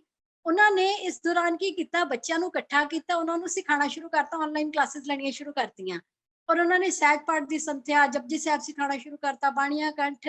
ਸੋ ਇਸ ਤਰ੍ਹਾਂ ਕੀ ਕੀਤਾ ਉਹਨਾਂ ਨੇ, ਫਿਰ ਹੋਰ ਕੀ ਕੀਤਾ, ਜੋ ਸਾਡੇ ਕੋਲ ਸਕਿੱਲ ਹੈ ਅੱਗੇ ਦੇਈਏ, ਜੋ ਵੀ ਮੈਨੂੰ ਆਉਂਦਾ ਮੈਂ ਅੱਗੇ ਵੰਡਣਾ ਹੈ। ਇਹਦੇ ਨਾਲ ਇੱਕ ਤਾਂ ਸਾਡੀ ਪਬਲਿਕ ਡੀਲਿੰਗ ਵਧੀਆ ਹੋਈ, ਦੂਜਾ ਸਾਨੂੰ ਪਤਾ ਲੱਗਿਆ ਅਸੀਂ ਮੈਨੇਜ ਕਿੱਦਾਂ ਕਰਨਾ ਆਪਣੇ ਟਾਈਮ ਨੂੰ ਵੀ, ਔਰ ਦੂਸਰਿਆਂ ਨਾਲ। ਹਰੇਕ ਦਾ ਸੁਭਾਅ ਡਿਫਰੈਂਟ ਹੈ, ਅਸੀਂ ਉਹਨੂੰ ਕਿੱਦਾਂ ਗੱਲ ਕਰਨੀ ਹੈ ਕਿ ਉਹ ਗੁੱਸਾ ਵੀ ਨਾ ਕਰੇ ਔਰ ਉਹਨੂੰ ਸਮਝ ਵੀ ਆ ਜਾਵੇ। ਇਹ ਨਹੀਂ ਹੈ ਕੁਝ ਬੱਚੇ ਹੈ ਨਾ ਕਿ ਅਸੀਂ ਹਰ ਤਰ੍ਹਾਂ ਨਾਲ ਉਹਨਾਂ ਨੂੰ ਕੋਆਪਰੇਟ ਕਰੀਏ। ਔਰ ਜਿਹੜੀ ਸਭ ਤੋਂ ਮੇਨ ਤੇ ਸਭ ਤੋਂ ਇੰਪੋਰਟੈਂਟ ਗੱਲ ਹੈ, ਟਰਾਈ ਸਿੱਖਦੇ ਰਹੀਏ। ਗਲਤੀਆਂ ਹੋਣਗੀਆਂ, ਫਿਰ ਸਿੱਖੀਏ, ਫਿਰ ਗਲਤੀ ਹੋਏਗੀ, ਫਿਰ ਸਿੱਖੀਏ, ਫਿਰ ਗਲਤੀ ਹੋਏਗੀ, ਫਿਰ ਸਿੱਖੀਏ। ਕਦੇ ਨਾ ਸੋਚੀਏ ਮੇਰੇ ਤੋਂ ਗਲਤੀ ਨਹੀਂ ਹੋਏਗੀ, ਗਲਤੀ ਜ਼ਰੂਰ ਹੋਏਗੀ ਜੇ ਤੁਸੀਂ ਕਰੋਗੇ, ਜੇ ਨਹੀਂ ਕਰੋਗੇ ਕਦੇ ਕੋਈ ਗਲਤੀ ਨਹੀਂ ਹੋਏਗੀ। ਔਰ ਇੱਕ ਚੀਜ਼, ਬਹੁਤ ਸਾਰੇ ਨਾ ਸਟੂਡੈਂਟਸ ਆਪਣੇ ਵਾਇਸਿਸ ਦੇ ਨਾਲ ਨਾ ਸਟਾਲਸ ਤੇ ਜਾਂਦੇ ਆ, ਤੁਸੀਂ ਦੇਖਿਆ ਹੋਣਾ EPP ਦੇ ਸਟਾਲਸ ਲੱਗਦੇ ਆ ਗੁਰਦੁਆਰਾ ਸਾਹਿਬ ਦੇ ਵਿੱਚ ਜਾਂ ਹੋਰ ਵੀ ਬੜੀ ਜਗ੍ਹਾ ਤੇ, ਉੱਥੇ ਜਾ ਕੇ ਕੁਝ ਸਟੂਡੈਂਟਸ ਵੀ ਨਾਲ ਜਾਂਦੇ ਆ, ਅਸੀਂ ਬੜੀ ਵਾਰੀ ਦੇਖਿਆ ਬੜੇ ਸਟੂਡੈਂਟਸ ਨਾਲ ਜਾਂਦੇ ਆ। ਉੱਥੇ ਜਾ ਕੇ ਜਦੋਂ ਤੁਸੀਂ ਅਨਨੋਨ ਪਰਸਨ ਨੂੰ ਸਮਝਾ ਰਹੇ ਹੁੰਦੇ ਹੋ ਨਾ ਕਿ ਇਹ ਪ੍ਰੋਜੈਕਟ ਹੈ, ਇਸ ਤਰ੍ਹਾਂ ਸੇਵਾ ਹੁੰਦੀ ਹੈ, ਇਹਦੇ ਨਾਲ ਤੁਹਾਡੀ ਪਬਲਿਕ ਸਪੀਕਿੰਗ ਵਧੀਆ ਹੁੰਦੀ ਹੈ, ਤੁਸੀਂ ਹਰ ਬੰਦੇ ਨਾਲ ਗੱਲ ਕਰ ਸਕਦੇ ਹੋ। ਇਹ ਵੀ ਇੱਕ ਮਾਰਕੀਟਿੰਗ ਸਕਿੱਲ ਹੈ ਨਾ, ਕਿ ਮਾਰਕੀਟਿੰਗ ਦੇ ਵਿੱਚ ਸਪੈਸ਼ਲੀ ਸਿਖਾਇਆ ਜਾਂਦਾ ਹੈ ਕਿ ਤੁਸੀਂ ਆਪਣੇ ਕਮਿਊਨੀਕੇਸ਼ਨ ਨੂੰ ਕਿੱਦਾਂ ਵਧੀਆ ਕਰਨਾ ਹੈ, ਕਿ ਤੁਸੀਂ ਹਰ ਇੱਕ ਨੂੰ ਬੜੇ ਵਧੀਆ ਢੰਗ ਦੇ ਨਾਲ ਕਿਸੇ ਵੀ ਚੀਜ਼ ਬਾਰੇ ਸਮਝਾ ਸਕੋ। ਸੋ ਬਹੁਤ ਸਾਰੀਆਂ ਸਾਡੀ ਲਾਈਫ ਦੇ ਵਿੱਚ ਸਕਿੱਲਸ ਨੇ ਜਿਹੜੀਆਂ ਕਿ ਅਸੀਂ ਆਮ ਤੌਰ ਤੇ ਸਿੱਖ ਸਕਦੇ ਹਾਂ, ਪਰ ਕਈ ਵਾਰ ਸਾਨੂੰ ਪਤਾ ਹੀ ਨਹੀਂ ਹੁੰਦਾ ਕਿ ਅਸੀਂ ਇਹ ਕਰਾਂਗੇ। ਕਈ ਵਾਰੀ ਗੱਲ ਕੀਤੀ ਜਾਂਦੀ ਹੈ ਨਾ ਕਿ ਇਹ ਕੰਮ ਕਰ ਲਈਏ, ਕਿਸੇ ਨੂੰ ਕਿਹਾ ਜਾਵੇ ਨਹੀਂ ਮੇਰੇ ਕੋਲ ਟਾਈਮ ਨਹੀਂ ਹੈ। ਸੋ ਟਾਈਮ ਨੂੰ ਮੈਨੇਜ ਕਰਨਾ ਇੱਕ ਸਭ ਤੋਂ ਵੱਡੀ ਸਕਿੱਲ ਹੈ। ਔਰ ਜਿਹੜੀ ਬਹੁਤ ਸਾਰੇ ਬੱਚੇ ਨੇ ਜਿੱਦਾਂ ਕੈਂਪ ਦੇ ਗਰੁੱਪ ਦੇ ਵਿੱਚ ਕੰਪੀਟੀਸ਼ਨਸ ਪਾਏ ਜਾਂਦੇ ਆ, ਜਿੱਦਾਂ ਗੱਲ ਹੋਈ ਸੀ ਕਿ ਇਹਨਾਂ ਨੂੰ ਸਕਿੱਲਸ ਨੂੰ ਇੰਪਰੂਵ ਕਰਕੇ ਉਹਨਾਂ ਨੂੰ ਅੱਗੇ ਓਪਰਚੁਨਿਟੀ ਦੇ ਵਿੱਚ ਲੈ ਕੇ ਆਈਏ। ਔਰ ਮੈਨੂੰ ਪਤਾ ਲੱਗਿਆ ਬੜੇ ਸਾਰੇ ਬੱਚਿਆਂ ਦੇ ਮੈਸੇजेस ਆਏ ਨੇ, ਕਹਿੰਦੇ ਅਸੀਂ ਤਾਂ ਆਪਣੀ ਅਗਲੇ ਸਾਲ ਦੀ ਪੂਰੀ ਫੀਸ ਕੱਢ ਲਈ, ਇੰਨੇ ਪ੍ਰਾਈਜ਼ਸ ਵਿੱਚ, ਇੰਨੇ ਕੰਪੀਟੀਸ਼ਨ 'ਚ ਪਾਰਟਿਸਿਪੇਟ ਕੀਤਾ, ਪ੍ਰਾਈਜ਼ਸ ਲਏ, ਔਰ ਉਹਦੇ ਨਾਲ ਸਾਡੀ ਅਗਲੇ ਸਾਲ ਦੀ ਫੀਸ ਹੀ ਪੂਰੀ ਨਿਕਲ ਗਈ। ਸੋ ਬਹੁਤ ਧੰਨਵਾਦ ਜੀ ਸੈਲੀਨ ਕੌਰ ਜੀ ਦਾ। ਸੋ ਹੁਣ ਬੇਨਤੀ ਹੈ ਜੀ hand raise Navneet Kaur ji students ਨੂੰ ਲੈਣਗੇ। ਸੋ ਜਿਹੜੇ ਬੱਚੇ ਲੀਵ ਕਰਨਾ ਚਾਹੁੰਦੇ ਹੋ ਕਰ ਸਕਦੇ ਨੇ, ਪਰ ਜਿਨ੍ਹਾਂ ਦੇ ਜਿਹੜੇ ਸਿੱਖਣ ਦੇ ਇੱਛੁਕ ਨੇ ਉਹ ਜ਼ਰੂਰ ਰੁਕੇ ਰਹਿਣਗੇ ਜੀ। ਹਾਂਜੀ ਨਵਨੀਤ ਕੌਰ ਜੀ। ਵਾਹਿਗੁਰੂ ਜੀ ਕਾ ਖਾਲਸਾ, ਵਾਹਿਗੁਰੂ ਜੀ ਕੀ ਫਤਿਹ। ਵਾਹਿਗੁਰੂ ਜੀ ਕੀ ਫਤਿਹ ਜੀ। ਵਾਹਿਗੁਰੂ, ਮੈਂ ਇਹ ਕਹਿਣਾ ਚਾਹੁੰਦੀ ਸੀ ਕਿ ਜਿਸ ਤਰ੍ਹਾਂ ਡਾਕਟਰ ਸਰਬਜੀਤ ਸਿੰਘ ਜੀ ਕਹਿੰਦੇ ਨੇ ਕਿ ਮੁਸ਼ਕਲਾਂ ਸਾਨੂੰ ਮਜ਼ਬੂਤ ਬਣਾਉਂਦੀਆਂ ਨੇ, ਹੁਣ ਸਾਨੂੰ ਇਸ ਤੋਂ ਸਿੱਖਣ ਨੂੰ ਮਿਲਦਾ ਹੈ ਕਿ ਜਦੋਂ ਵੀ ਮੁਸ਼ਕਲ ਆਵੇ ਘਬਰਾਉਣਾ ਨਹੀਂ ਚਾਹੀਦਾ, ਸਗੋਂ ਉਸਦਾ ਡਟ ਕੇ ਸਾਹਮਣਾ ਕਰਨਾ ਚਾਹੀਦਾ ਹੈ। ਵਾਹਿਗੁਰੂ ਜੀ ਕਾ ਖਾਲਸਾ, ਵਾਹਿਗੁਰੂ ਜੀ ਕੀ ਫਤਿਹ। ਬਿਲਕੁਲ ਜੀ ਬਿਲਕੁਲ। ਨੈਕਸਟ ਜੀ ਗਗਨਦੀਪ ਕੌਰ 13811 ਤਰਨਤਾਰਨ ਤੋਂ। ਵਾਹਿਗੁਰੂ ਜੀ ਕਾ ਖਾਲਸਾ, ਵਾਹਿਗੁਰੂ ਜੀ ਕੀ ਫਤਿਹ। ਜਿਵੇਂ ਅੱਜ ਸਕਿੱਲਸ ਤੇ ਗੱਲ ਹੋ ਰਹੀ ਹੈ ਕਿ ਸਾਨੂੰ ਸਕਿੱਲਸ ਸਿੱਖਣੀਆਂ ਚਾਹੀਦੀਆਂ ਨੇ, ਅਸੀਂ ਛੋਟੀਆਂ ਚੀਜ਼ਾਂ ਸਿੱਖਾਂਗੇ, ਜਦੋਂ ਉਹ ਸਾਡੇ ਵਿੱਚ ਜਦੋਂ ਨਿਖਾਰ ਆਏਗਾ ਤਾਂ ਉਹ ਸਾਡੇ ਅੰਦਰ ਟੈਲੈਂਟ ਬਣ ਕੇ ਬਾਹਰ ਆਏਗਾ, ਜਿਵੇਂ ਸਾਨੂੰ ਸ਼ੈਲੀਨ ਜੀ ਨੇ ਦੱਸਿਆ ਹੈ। ਸੋ ਸਾਨੂੰ ਸਾਰਿਆਂ ਨੂੰ ਚਾਹੀਦਾ ਹੈ ਕਿ ਅਸੀਂ ਇਹ ਨਾ ਕਹੀਏ ਕਿ ਅਸੀਂ ਜ਼ਰੂਰ, ਜਿਵੇਂ ਕਿਸੇ ਨੇ ਵੱਡੀ ਚੀਜ਼ ਸਿੱਖੀ ਹੈ, ਕਿਸੇ ਨੇ ਕੋਰਸ ਕੀਤਾ ਹੈ ਤੇ ਜ਼ਰੂਰ ਅਸੀਂ ਉਹਦੇ ਵਾਂਗੂ ਹੀ ਕੋਰਸ ਕਰਨਾ ਹੈ, ਜ਼ਰੂਰ ਅਸੀਂ ਵੱਡਾ ਕੋਰਸ ਹੀ ਕਰਨਾ ਆ। ਅਸੀਂ ਨਿੱਕੀਆਂ ਚੀਜ਼ਾਂ ਤੋਂ ਹੌਲੀ ਜਦੋਂ ਸਟਾਰਟ ਕਰਾਂਗੇ ਤਾਂ ਆਪੇ ਸਾਡੇ ਅੰਦਰ ਟੈਲੈਂਟ ਆਏਗਾ, ਨਿਖਾਰ ਆਏਗਾ। ਛੋਟੀਆਂ ਚੀਜ਼ਾਂ ਦੇ ਵਿੱਚੋਂ ਸਾਨੂੰ ਜਿਹੜਾ ਹੈ ਕੌਨਫੀਡੈਂਸ ਆਏਗਾ। ਜਿਵੇਂ ਕਿ ਮੈਮ ਦੱਸ ਰਹੇ ਨੇ ਕਿ ਕੰਪੀਟੀਸ਼ਨਸ ਦੇ ਬਾਰੇ ਉਹ ਥੋੜੀ ਜਿਹੀ ਇਨਫੋਰਮੇਸ਼ਨ ਦਿੰਦੇ ਰਹਿੰਦੇ ਨੇ ਗੁਰਮਤ ਕੈਂਪ ਗਰੁੱਪ ਦੇ ਵਿੱਚ। ਉਸੇ ਤਰ੍ਹਾਂ ਜਦੋਂ ਵੀ ਇਨਫੋਰਮੇਸ਼ਨ ਮਿਲਦੀ, ਜਿਹੜਾ ਵੀ ਕੰਪੀਟੀਸ਼ਨ ਹੁੰਦਾ ਹੈ ਉਹਦੇ ਵਿੱਚ ਜ਼ਰੂਰ ਪਾਰਟਿਸਿਪੇਟ ਕਰਦੀ ਹਾਂ। ਗੁਰੂ ਸਾਹਿਬਾਨ ਦੀ ਕਿਰਪਾ ਨਾਲ ਇੱਕ ਅੱਧੀ ਪੋਜੀਸ਼ਨ ਆ ਹੀ ਜਾਂਦੀ ਹੈ ਤੇ ਉਹ ਕੌਨਫੀਡੈਂਸ ਆਉਂਦਾ ਹੈ ਕਿ ਮੈਂ ਨਹੀਂ ਨੈਕਸਟ ਵੀ ਪਾਰਟਿਸਿਪੇਟ ਕਰਨਾ ਹੈ, ਨੈਕਸਟ ਵੀ। ਤੇ ਜਦੋਂ ਅਸੀਂ ਕਰਦੇ ਹਾਂ, ਆਪਾਂ ਕਈ ਵਾਰ ਕਹਿੰਦੇ ਕਿ ਸਾਡੇ ਕੋਲ ਟਾਈਮ ਨਹੀਂ ਮੈਨੇਜ ਹੁੰਦਾ। ਜਦੋਂ ਅਸੀਂ ਇਹ ਚੀਜ਼ਾਂ ਕਰਦੇ ਹਾਂ ਸਾਡੇ ਕੋਲ ਟਾਈਮ ਵੀ ਮੈਨੇਜ ਹੋਣ ਲੱਗ ਪੈਂਦਾ। ਗੁਰੂ ਸਾਹਿਬਾਨ ਦੀ ਕਿਰਪਾ ਨਾਲ ਜਦੋਂ ਅਸੀਂ ਇੱਕ ਕਦਮ ਅੱਗੇ ਜਾਂਦੇ ਹਾਂ ਤਾਂ ਜ਼ਰੂਰ ਗੁਰੂ ਜੀ ਸਾਡੀ ਮਦਦ ਕਰਦੇ ਨੇ ਤੇ ਅਸੀਂ ਹੌਲੀ ਹੋਰ ਨਿਖਰ ਕੇ ਬਾਹਰ ਆਉਂਦੇ ਹਾਂ। ਸੋ ਮੈਂ ਇਹੀ ਕਹਿਣਾ ਸੀ ਕਿ ਅਸੀਂ ਜ਼ਰੂਰ ਇਹੀ ਨਹੀਂ ਕਹਿਣਾ ਕਿ ਜੇ ਉਸਨੇ ਵੱਡੀ ਸਕਿੱਲ ਸਿੱਖੀ ਹੈ ਤੇ ਜ਼ਰੂਰ ਅਸੀਂ ਵੀ ਉਹਦੇ ਵਾਂਗੂ ਹੀ ਸਿੱਖਣੀ। ਅਸੀਂ ਆਪਣੇ ਟੈਲੈਂਟ ਨੂੰ ਨਿਖਾਰੀਏ, ਜੋ ਸਾਡੇ ਅੰਦਰ ਹੈ ਉਹ ਚੀਜ਼ ਨੂੰ ਬਾਹਰ ਕੱਢੀਏ। ਵਾਹਿਗੁਰੂ ਜੀ ਕਾ ਖਾਲਸਾ, ਵਾਹਿਗੁਰੂ ਜੀ ਕੀ ਫਤਿਹ। ਬਿਲਕੁਲ ਜੀ ਬਿਲਕੁਲ, ਛੋਟੀਆਂ ਚੀਜ਼ਾਂ ਤੋਂ ਸਟਾਰਟ ਕਰੀਏ। ਬਹੁਤ ਵਧੀਆ ਜੀ। ਨੈਕਸਟ ਜੀ ਅੰਮ੍ਰਿਤਸਰ ਤੋਂ 14087 EPP ਨੰਬਰ। ਖਾਲਸਾ ਵਾਹਿਗੁਰੂ ਜੀ ਕੀ ਫਤਿਹ। ਫਤਿਹ ਜੀ। ਜਿਸ ਤਰ੍ਹਾਂ ਕਿ ਤੁਸੀਂ ਦੱਸਿਆ ਸੀ ਕਿ ਸਾਨੂੰ ਸਕਿੱਲਸ ਸਿੱਖਣੀਆਂ ਚਾਹੀਦੀਆਂ ਨੇ, ਮੈਂ ਇਹ ਕਹਿਣਾ ਚਾਹਾਂਗੀ ਕਿ ਸਾਨੂੰ ਸਕਿੱਲਸ ਸਿੱਖਦਿਆਂ ਕਈ ਮੁਸੀਬਤਾਂ ਵੀ ਆਉਂਦੀਆਂ ਨੇ, ਕਈ ਦੁੱਖ ਵੀ ਆਉਂਦੇ ਨੇ ਜੀ, ਪਰ ਸਾਨੂੰ ਦੁੱਖਾਂ ਨੂੰ ਇਹ ਥੋੜਾ ਨਾ ਇਹ ਨਹੀਂ ਕਹਿਣਾ ਚਾਹੀਦਾ ਕਿ ਹਾਂ ਸਾਨੂੰ ਦੁੱਖ ਆ ਗਿਆ ਹੁਣ ਨਹੀਂ ਮੈਂ ਸਕਿੱਲਸ ਕਰਨੀ, ਕਿਉਂਕਿ ਕਿਸੇ ਨੇ ਸਹੀ ਕਿਹਾ ਹੈ ਕਿ ਜੇ ਰਾਤ ਕਾਲੀ ਨਾ ਹੋਵੇ ਤਾਰੇ ਸੋਹਣੇ ਨਹੀਂ ਲੱਗਦੇ। ਇਸ ਤਰ੍ਹਾਂ ਜੇ ਜ਼ਿੰਦਗੀ ਦੇ ਵਿੱਚ ਦੁੱਖ ਨਾ ਹੋਣ ਤੇ ਸੁੱਖ ਸੋਹਣੇ ਨਹੀਂ ਲੱਗਦੇ। ਇਸ ਦੇ ਕਰਕੇ ਸਾਨੂੰ ਇਹ ਨਹੀਂ ਸੋਚਣਾ ਚਾਹੀਦਾ ਕਿ ਮੈਨੂੰ ਇਹ ਦੁੱਖ ਕਿਉਂ ਆਇਆ। ਵਾਹਿਗੁਰੂ ਜੀ ਕਾ ਖਾਲਸਾ ਵਾਹਿਗੁਰੂ ਜੀ ਕੀ ਫਤਿਹ। ਨੈਕਸਟ ਜੀ ਪ੍ਰਭਜੀਤ ਕੌਰ। ਬਹੁਤ ਵਧੀਆ ਜੀ। ਮੈਮ ਵਾਹਿਗੁਰੂ ਜੀ ਕਾ ਖਾਲਸਾ ਵਾਹਿਗੁਰੂ ਜੀ ਕੀ ਫਤਿਹ ਜੀ। ਫਤਿਹ ਜੀ। ਮੈਮ ਇਹ ਪੁੱਛਣਾ ਸੀ ਵੀ ਜੇ ਸਾਨੂੰ ਕਿਵੇਂ ਪਤਾ ਲੱਗੂਗਾ ਵੀ ਸਾਡੇ ਵਿੱਚ ਕਿਹੜਾ ਟੈਲੈਂਟ ਆ, ਜੇ ਸਾਨੂੰ ਪਤਾ ਵੀ ਲੱਗ ਗਿਆ ਤਾਂ ਉਸਨੂੰ ਹੋਰ ਕਿਵੇਂ ਵਧੀਆ ਬਣਾ ਸਕਦੇ ਆ, ਉਹਨੂੰ ਸਕਿੱਲ ਕਿਵੇਂ ਬਣਾ ਸਕਦੇ ਆ ਜੀ। ਪਹਿਲੀ ਗੱਲ ਹੈ ਜੀ, ਮੈਨੂੰ ਲੱਗਦਾ ਹੈ ਜੇਕਰ ਟੈਲੈਂਟ ਨੂੰ ਪਛਾਣਨਾ ਹੈ ਨਾ, ਜਿਹੜੀ ਵੀ ਤੁਹਾਨੂੰ ਓਪਰਚੁਨਿਟੀ ਮਿਲਦੀ ਹੈ, ਕੋਈ ਵੀ ਤੁਹਾਨੂੰ ਮਤਲਬ ਮੰਨ ਲਈ ਕਿਸੇ ਵੀ ਕੰਪੀਟੀਸ਼ਨ ਦੇ ਵਿੱਚ ਪਾਰਟ ਕਰਨ ਦਾ ਮੌਕਾ ਮਿਲਦਾ ਹੈ ਤਾਂ ਉਹਦੇ ਵਿੱਚ ਪਾਰਟ ਕਰਨਾ ਸਟਾਰਟ ਕਰ ਦਈਏ। ਸੋ ਇਹੀ ਹੈ ਕਿ ਜੇਕਰ ਇਹਦੇ ਤੋਂ ਸਾਨੂੰ ਇਹ ਹੈ ਕਿ ਆਪਣੇ ਟੈਲੈਂਟ ਦਾ ਜ਼ਿਆਦਾ ਅੱਛੀ ਤਰ੍ਹਾਂ ਪਤਾ ਲੱਗੇਗਾ। ਹੁਣ ਟੈਲੈਂਟ ਦੀ ਗੱਲ ਕੀਤੀ ਹੈ, ਜਿੱਦਾਂ ਤੁਹਾਡਾ ਮਨ ਤੁਹਾਡਾ ਜ਼ਿਆਦਾ ਕਰਦਾ ਹੈ, ਤੁਸੀਂ ਜਿਸ ਚੀਜ਼ ਵਿੱਚ ਜ਼ਿਆਦਾ ਅੱਛਾ ਕੰਫਰਟੇਬਲ ਫੀਲ ਕਰਦੇ ਹੋ, ਉਹ ਮਤਲਬ ਹੁਣ ਅਗਰ ਤੁਸੀਂ ਕਿਹਾ ਕਿ ਟੈਲੈਂਟ ਹੈ ਤਾਂ ਉਹਨੂੰ ਸਕਿੱਲ ਵਿੱਚ ਕਿਵੇਂ ਚੇਂਜ ਕਰੀਏ। ਅਸੀਂ ਹੁਣ ਦੇਖਿਆ ਹੀ ਜੀ ਹਾਊ ਟੂ ਐਕਵਾਇਰ ਸਕਿੱਲਸ ਕਿਵੇਂ ਕਰਨੀਆਂ ਨੇ, ਅਸੀਂ ਬੜੇ ਸਾਰੇ ਪੁਆਇੰਟਸ ਵੀ ਕੀਤੇ ਜੀ। ਸੋ ਗੋਲ ਸੈੱਟ ਕਰੀਏ, ਸ਼ਡਿਊਲ ਬਣਾਈਏ, ਹਾਰਡ ਵਰਕ ਕਰੀਏ, ਪ੍ਰੈਕਟਿਸ ਕਰੀਏ, ट्राई ट्राई ट्राई मुश्किलों तो ना डरिए, बस वो चीज़ पे फोकस करना शुरू कर देंगे। अपॉर्चुनिटीज़ ਨੂੰ ਅਸੀਂ ਆਪਣੀ ਜ਼ਿੰਦਗੀ ਵਿੱਚ ਜਿਹੜਾ ਆ ਉਹਨੂੰ ਅਪਣਾਵਾਂਗੇ ਵੀ, ਉਹਨੂੰ ਯੂਜ਼ ਵੀ ਕਰਾਂਗੇ। ਠੀਕ ਹੈ ਜੀ। ਫਿਰ ਇਹ ਜਿਹੜੇ ਤੁਹਾਡੇ ਟੈਲੈਂਟਸ ਹੈ ਸਕਿੱਲ ਦੇ ਵਿੱਚ ਬਦਲ ਜਾਣਗੇ। ਅਗਰ ਹੋਰ ਤੁਸੀਂ ਅੱਗੇ ਜਾਣਾ ਹੈ ਤਾਂ ਕੋਰਸਿਸ ਕਾਫੀ ਮਿਲ ਜਾਂਦੇ ਨੇ, ਛੋਟੇ ਵੀ ਮਿਲ ਜਾਂਦੇ ਨੇ, ਵੱਡੇ ਵੀ ਮਿਲ ਜਾਂਦੇ ਨੇ, ਉਹ ਵੀ ਤੁਸੀਂ ਕਰ ਸਕਦੇ ਹੋ, ਉਸ ਚੀਜ਼ ਵਿੱਚ ਹੋਰ ਮਾਹਿਰ ਹੋ ਜਾਓਗੇ। ਸੋ ਰਾਈਟਿੰਗ ਸਕਿੱਲਸ ਨੇ ਤਾਂ ਫੀਡਬੈਕ ਅਸੀਂ ਡੇਲੀ ਭੇਜਦੇ ਹਾਂ, ਬਸ ਉਹ ਪ੍ਰੈਕਟਿਸ ਕਰੀ ਜਾਈਏ, ਛੱਡੀਏ ਨਾ, ਰਾਈਟਿੰਗ ਸਕਿੱਲਸ ਅੱਛੀਆਂ ਹੋ ਜਾਣਗੀਆਂ। ਵੈਸੇ ਮੈਂ ਇੱਕ ਗੱਲ ਕਹੀ ਸੀ ਕਿ ਡੇਲੀ ਕੁਝ ਲਿਖੀਏ, ਪਰ ਮੈਨੂੰ ਲੱਗਦਾ ਹੈ ਕਿ ਮੈਂ ਇਹ ਗੱਲ ਤਾਂ ਯਾਦ ਭੁੱਲ ਗਈ ਕਿ ਅਸੀਂ ਫੀਡਬੈਕ ਡੇਲੀ ਲਿਖਦੇ ਹਾਂ। ਸੋ ਇਹ ਵੀ ਸਾਡੀ ਪ੍ਰੈਕਟਿਸ ਹੀ ਹੈ। ਇਹਨੂੰ ਪ੍ਰੈਕਟਿਸ ਸਮਝ ਕੇ ਜੇਕਰ ਅਸੀਂ ਸੱਚੀ ਵਿੱਚ ਕੁਝ ਬਣਨਾ ਹੈ ਤਾਂ ਫੀਡਬੈਕ ਨਾ ਛੱਡੀਏ, ਡੇਲੀ ਭੇਜੀਏ ਜੋ ਵੀ ਤੁਸੀਂ ਸਿੱਖਿਆ, ਆਪਣੇ ਵਿਚਾਰ ਲਿਖ ਕੇ ਭੇਜੀਏ। ਸੋ ਇਹੀ ਸੀ ਜੀ, ਮੈਨੂੰ ਲੱਗਦਾ ਹੈ। ਸੋ ਆਪਣੇ ਸਕਿੱਲਸ ਨੂੰ ਪਛਾਣਨ, ਆਪਣੇ ਟੈਲੈਂਟਸ ਨੂੰ ਪਛਾਣਨ ਦੇ ਲਈ ਇੱਕ ਕੰਮ ਅਸੀਂ ਜ਼ਰੂਰ ਕਰ ਸਕਦੇ ਹਾਂ ਕਿ ਜੋ ਵੀ ਸਾਡੇ ਕੋਲ ਓਪਰਚੁਨਿਟੀ ਆਉਂਦੀ ਹੈ ਨਾ, ਜੋ ਵੀ, ਚਾਹੇ ਉਹ ਘਰ ਦੇ ਵਿੱਚ ਕੋਈ ਕੰਮ ਕਰਨ ਦੀ ਆ ਰਹੀ ਹੈ, ਚਾਹੇ ਬਾਹਰ ਕਰਨ ਦੀ ਆ ਰਹੀ ਹੈ, ਕਿਸੇ ਨੇ ਸਾਨੂੰ ਕੁਝ ਕਿਹਾ, ਅਸੀਂ ਟਰਾਈ ਜ਼ਰੂਰ ਕਰੀਏ। ਨਹੀਂ ਹੋਏਗਾ ਨਾ, ਪਤਾ ਲੱਗ ਜਾਏਗਾ ਇਹ ਮੇਰੇ ਵੱਸ ਦੀ ਗੱਲ ਨਹੀਂ। ਵੈਸੇ ਕੋਈ ਵੀ ਏਦਾਂ ਹੀ ਦੁਨੀਆ ਦੀ ਚੀਜ਼ ਹੁੰਦੀ ਹੈ, ਕੋਈ ਵੀ ਕੰਮ ਏਦਾਂ ਦਾ ਨਹੀਂ ਹੈ ਜਿਹੜਾ ਸਾਡੇ ਵੱਸ ਦਾ ਨਾ ਹੋਵੇ। ਸੋ ਟਰਾਈ ਕਰਾਂਗੇ, ਆਪਣੇ ਆਪ ਸਾਡਾ ਇੰਟਰਸਟ ਬਣਨਾ ਸ਼ੁਰੂ ਹੋਏਗਾ, ਫਿਰ ਅਸੀਂ ਉਹਨੂੰ ਜਦੋਂ ਹੋਰ ਚੰਗਾ ਬਣਾਉਣ ਦੀ ਗੱਲ ਕਰਾਂਗੇ ਫਿਰ ਆਪੇ ਸਾਡੇ ਵਿੱਚ ਸਕਿੱਲਸ ਆ ਜਾਣਗੀਆਂ। ਸੋ ਸਭ ਤੋਂ ਪਹਿਲੀ ਗੱਲ ਹੈ ਟਰਾਈ ਜ਼ਰੂਰ ਕਰੀਏ ਜੀ। ਬਿਲਕੁਲ ਜੀ। ਹਾਂਜੀ ਲੰਮੀ ਜੀ। ਨੈਕਸਟ ਸਟੂਡੈਂਟ ਹੈ ਜੀ ਪ੍ਰਭਜੀਤ ਕੌਰ। ਮੈਮ ਮੈਂ ਪਹਿਲਾਂ ਤਾਂ ਸੈਲੀਨ ਕੌਰ ਜੀ ਦਾ ਧੰਨਵਾਦ ਕਰਨਾ ਚਾਹਾਂਗੀ ਕਿ ਉਹਨਾਂ ਨੇ ਸਾਨੂੰ ਇੰਨੀ ਵਧੀਆ ਤਰੀਕੇ ਨਾਲ ਸਕਿੱਲ ਡਿਵੈਲਪਮੈਂਟ ਦੇ ਬਾਰੇ ਦੱਸਿਆ। ਤੇ ਤੁਹਾਡੇ ਨਾਲ ਇੱਕ ਆਪਣੀ ਗੱਲ ਸ਼ੇਅਰ ਕਰਨਾ ਚਾਹਾਂਗੀ ਕਿ ਪਹਿਲਾਂ ਨਾ ਮੈਂ ਵੀ ਆਪਣੇ ਸਕੂਲ ਦੇ ਵਿੱਚ ਬਹੁਤ ਡਰਦੀ ਹੁੰਦੀ ਸੀ, ਮੈਂ ਵੀ ਨਾ ਹੀ ਕੋਈ ਕੰਪੀਟੀਸ਼ਨ ਕਰਦੀ ਹੁੰਦੀ ਸੀ। ਤੇ ਇੱਕ ਦਿਨ ਨਾ ਸਾਡੇ ਸਕੂਲ ਦੇ ਵਿੱਚੋਂ ਇੱਕ ਟ੍ਰਿਪ ਗਈ ਸੀ ਸਨ ਸਿਟੀ, ਤੇ ਉੱਥੇ ਸਾਡੀਆਂ ਕਾਫੀ ਸਾਰੀ ਰੇਸਿਸ ਹੋਈਆਂ ਸੀ, ਸਵਿਮਿੰਗ ਰੇਸਿਸ ਹੋਈਆਂ ਸੀ, ਸਿੰਪਲ ਰੇਸਿੰਗ, ਤੇ ਉਹਦੇ ਵਿੱਚ ਮੈਂ ਕਾਫੀ ਫਸਟ ਆਉਂਦੀ ਰਹੀ ਸੀ। ਤੇ ਉਹਦੇ ਬਾਅਦ ਆਪਾਂ ਜਦੋਂ ਵਾਪਸ ਆਏ ਤਾਂ ਮੈਂ ਆਪਣੀ ਫਰੈਂਡਸ ਨੂੰ ਲੈ ਕੇ ਕਾਫੀ ਦਿਨ ਆਪਾਂ ਬਹੁਤ ਕੁਝ ਕਰਿਆ, ਆਪਣੀ ਪ੍ਰਿੰਸੀਪਲ ਮੈਮ ਨੂੰ ਕਾਫੀ ਨਵੀਆਂ ਚੀਜ਼ਾਂ ਦੱਸੀਆਂ, ਤਾਂ ਉਹਨਾਂ ਨੇ ਸਾਡੇ ਲਈ ਕਾਫੀ ਸਾਰੀਆਂ ਫੈਸਿਲਿਟੀ ਪ੍ਰੋਵਾਈਡ ਕੀਤੀਆਂ ਸਾਡੇ ਸਕੂਲ ਦੇ ਵਿੱਚ। ਬਹੁਤ ਵਧੀਆ ਜੀ। ਸਾਰੇ ਸਟੂਡੈਂਟਸ ਨੂੰ ਬੇਨਤੀ ਕਰਾਂਗੀ, ਜਿੱਦਾਂ ਅੱਜ ਸਹਲੀਨ ਕੌਰ ਜੀ ਨੇ ਸੈਸ਼ਨ ਲਿਆ, ਅਗਰ ਤੁਹਾਨੂੰ ਲੱਗਦਾ ਹੈ ਤੁਹਾਡੇ ਵਿੱਚ ਵੀ ਕੋਈ ਟੈਲੈਂਟ ਹੈ, ਤੁਸੀਂ ਉਹਨੂੰ ਇੰਪਰੂਵ ਕਰਨਾ ਚਾਹੁੰਦੇ ਹੋ, ਹਨਾ, ਤਾਂ ਤੁਸੀਂ ਜ਼ਰੂਰ ਅੱਗੇ ਆਓ ਤੇ ਤੁਸੀਂ ਸੈਸ਼ਨ ਲਓ। ਜ਼ਰੂਰੀ ਨਹੀਂ ਅਗਰ ਤੁਹਾਨੂੰ ਲੱਗਦਾ 1 ਘੰਟੇ ਦਾ ਤੁਹਾਡੇ ਲਈ ਹਜੇ ਹਾਰਡ ਹੈ, ਤੁਸੀਂ 5 ਮਿੰਟ ਦਾ ਸੈਸ਼ਨ ਲਓ, 10 ਮਿੰਟ ਦਾ ਲਓ, ਪਰ ਕਰੋ ਜ਼ਰੂਰ। ਹੌਲੀ ਹੌਲੀ ਆਪੇ ਸਕਿੱਲ ਬਣ ਜਾਏਗੀ ਤੁਹਾਡੀ। ਬਹੁਤ ਵਧੀਆ ਜੀ। ਪ੍ਰਭਜੀਤ ਕੌਰ ਜੀ। ਨੈਕਸਟ ਜੀ ਸ਼ਿਵਰਜੀਤ ਕੌਰ 16277। ਵਾਹਿਗੁਰੂ ਜੀ ਕਾ ਖਾਲਸਾ ਵਾਹਿਗੁਰੂ ਜੀ ਕੀ ਫਤਿਹ ਜੀ। ਜੀ ਮੈਂ ਅੱਜ ਇੱਕ ਸਟੋਰੀ ਵੀ ਸ਼ੇਅਰ ਕਰਨੀ ਸੀ ਤੇ ਆਪਣਾ ਲਾਈਫ ਐਕਸਪੀਰੀਅੰਸ ਵੀ, ਬਟ ਟਾਈਮ ਘੱਟ ਹੋਣ ਕਰਕੇ ਮੈਂ ਲਾਈਫ ਐਕਸਪੀਰੀਅੰਸ ਹੀ ਸ਼ੇਅਰ ਕਰਨਾ ਚਾਹੂੰਗੀ ਜੀ। ਅੱਗੇ ਸੀ ਮਤਲਬ ਪਹਿਲਾਂ ਜੀ ਮੈਨੂੰ ਸਾਈਕਲ ਚਲਾਉਣਾ, ਮਤਲਬ ਸਾਈਕਲ ਮੈਂ ਪਹਿਲਾਂ ਛੋਟੀ ਹੁੰਦੀ ਤੋਂ ਮੇਰਾ ਚਾਅ ਸੀ ਮੈਂ ਸਾਈਕਲ ਸਿੱਖਾਂ, ਬਟ ਫਿਰ ਮਨ ਚ ਆਇਆ ਚਲੋ ਨਹੀਂ ਸਿੱਖ ਸਕੀ। ਫਿਰ ਆਇਆ ਵੀ ਪਤਾ ਨਹੀਂ ਸ਼ਾਇਦ ਵਾਹਿਗੁਰੂ ਜੀ ਨੇ ਮੇਰੇ ਲਈ ਸਾਈਕਲ ਬਣਾਇਆ ਹੀ ਨਹੀਂ, ਸ਼ਾਇਦ ਮੈਂ ਸਿੱਖਣਾ ਹੀ ਨਹੀਂ। ਫਿਰ ਜੀ ਹੁਣ ਸਿੱਖਿਆ ਸੀ, ਮੈਂ +2 ਤੋਂ ਬਾਅਦ ਸਿੱਖਿਆ ਸੀ। ਤੇ ਜੀ ਹੁਣ ਮਤਲਬ ਹੁਣ ਫੀਲ ਹੋਇਆ ਵੀ ਵਾਹਿਗੁਰੂ ਜੀ ਟਾਈਮ ਤੋਂ ਪਹਿਲਾਂ ਆਪਾਂ ਨੂੰ ਕੁਝ ਨਹੀਂ ਦਿੰਦੇ, ਜੋ ਵੀ ਦਿੰਦੇ ਆ ਆਪਣੇ ਟਾਈਮ ਅਕੋਰਡਿੰਗ ਦਿੰਦੇ ਆ, ਜਦੋਂ ਆਪਣਾ ਟਾਈਮ ਬਣਦਾ, ਮਤਲਬ ਕਿ ਜਦੋਂ ਮਤਲਬ ਕਿ ਆਪਾਂ ਲੈਣ ਦੇ ਯੋਗ ਹੋਈਏ ਜੀ। ਵਾਹਿਗੁਰੂ ਜੀ ਕਾ ਖਾਲਸਾ, ਵਾਹਿਗੁਰੂ ਜੀ ਕੀ ਫਤਿਹ ਜੀ। ਬਹੁਤ ਵਧੀਆ ਜੀ। ਨੈਕਸਟ ਸਟੂਡੈਂਟ ਜੀ ਸਰਗੁਣਪ੍ਰੀਤ ਕੌਰ। ਫਤਿਹ ਜੀ। ਹਾਂਜੀ, ਮੈਂ ਸਰਬਜੀਤ ਅੰਕਲ ਜੀ ਦਾ ਕੈਂਪ ਅਟੈਂਡ ਕੀਤਾ ਸੀ। ਉਸ ਵਿੱਚ ਉਹਨਾਂ ਨੇ ਦੱਸਿਆ ਸੀ ਕਿ ਜਦੋਂ ਵੀ ਆਪਾਂ ਕੋਈ ਵੀ ਕੰਮ ਸਟਾਰਟ ਕਰਨਾ ਹੈ, ਉਦੋਂ ਆਪਾਂ ਆਪਣੇ ਦਿਮਾਗ ਵਿੱਚ ਇਹੀ ਗੱਲ ਰੱਖੀਏ, SWS, ਸਟਾਰਟ ਵਿਦ ਸਮਾਈਲ।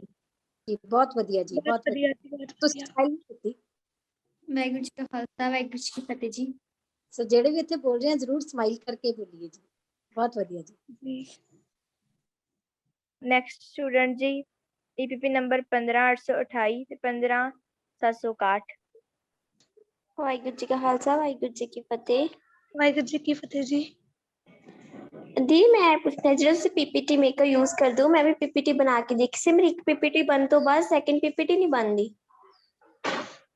ਬਣ ਜੇਗੀ ਜੀ, ਉੱਥੇ ਬਣ ਜੇਗੀ, ਪਲੱਸ ਦਾ ਸਾਈਨ ਆਉਂਦਾ ਹੈ ਨਾ ਉੱਥੇ, ਕੰਪੋਜ਼ ਕਰ ਵੀ ਬਣ ਜੇਗੀ ਉੱਥੋਂ। ਦੀ ID ਸਾਈਨ ਇਨ ਕਰਨ ਵਾਸਤੇ ਆਉਂਦਾ ਹੈ। ਤੁਸੀਂ YouTube ਤੋਂ ਵੀ ਵੀਡੀਓਜ਼ ਦੇਖ ਸਕਦੇ ਹੋ, ਟੈਕਨੋਲੋਜੀ ਸਾਡੇ ਕੋਲ ਹੀ ਹੈ, ਤਾਂ ਉਹ ID ਤੁਸੀਂ ਬਣਾ ਲਓ, ਉਹ ਤਾਂ ਈਜ਼ੀ ਹੈ। ID ਸਾਈਨ ਅਪ ਕਰ ਲਓ, ਹੋ ਜੇਗੀ। ਜਿਹੜਾ ਤੁਸੀਂ ਯੂਜ਼ ਕਰਦੇ ਹੋ ਨਾ ਐਪ, ਉਹ ਥੋੜਾ ਸ਼ੇਅਰ ਕਰ ਦਿਓ ਵੀ ਤੁਸੀਂ ਕਿਹੜਾ ਐਪ ਯੂਜ਼ ਕਰ ਰਹੇ ਹੋ। ਹਾਂਜੀ, ਮੈਂ ਤਾਂ PowerPoint ਹੀ ਲਿਖੋ ਜੀ, ਉਹ ਰੈੱਡ ਕਲਰ ਦਾ ਆਏਗਾ ਉਹਦਾ ਲੇਬਲ ਜਿਹੜਾ ਉੱਪਰ ਹੈ ਨਾ।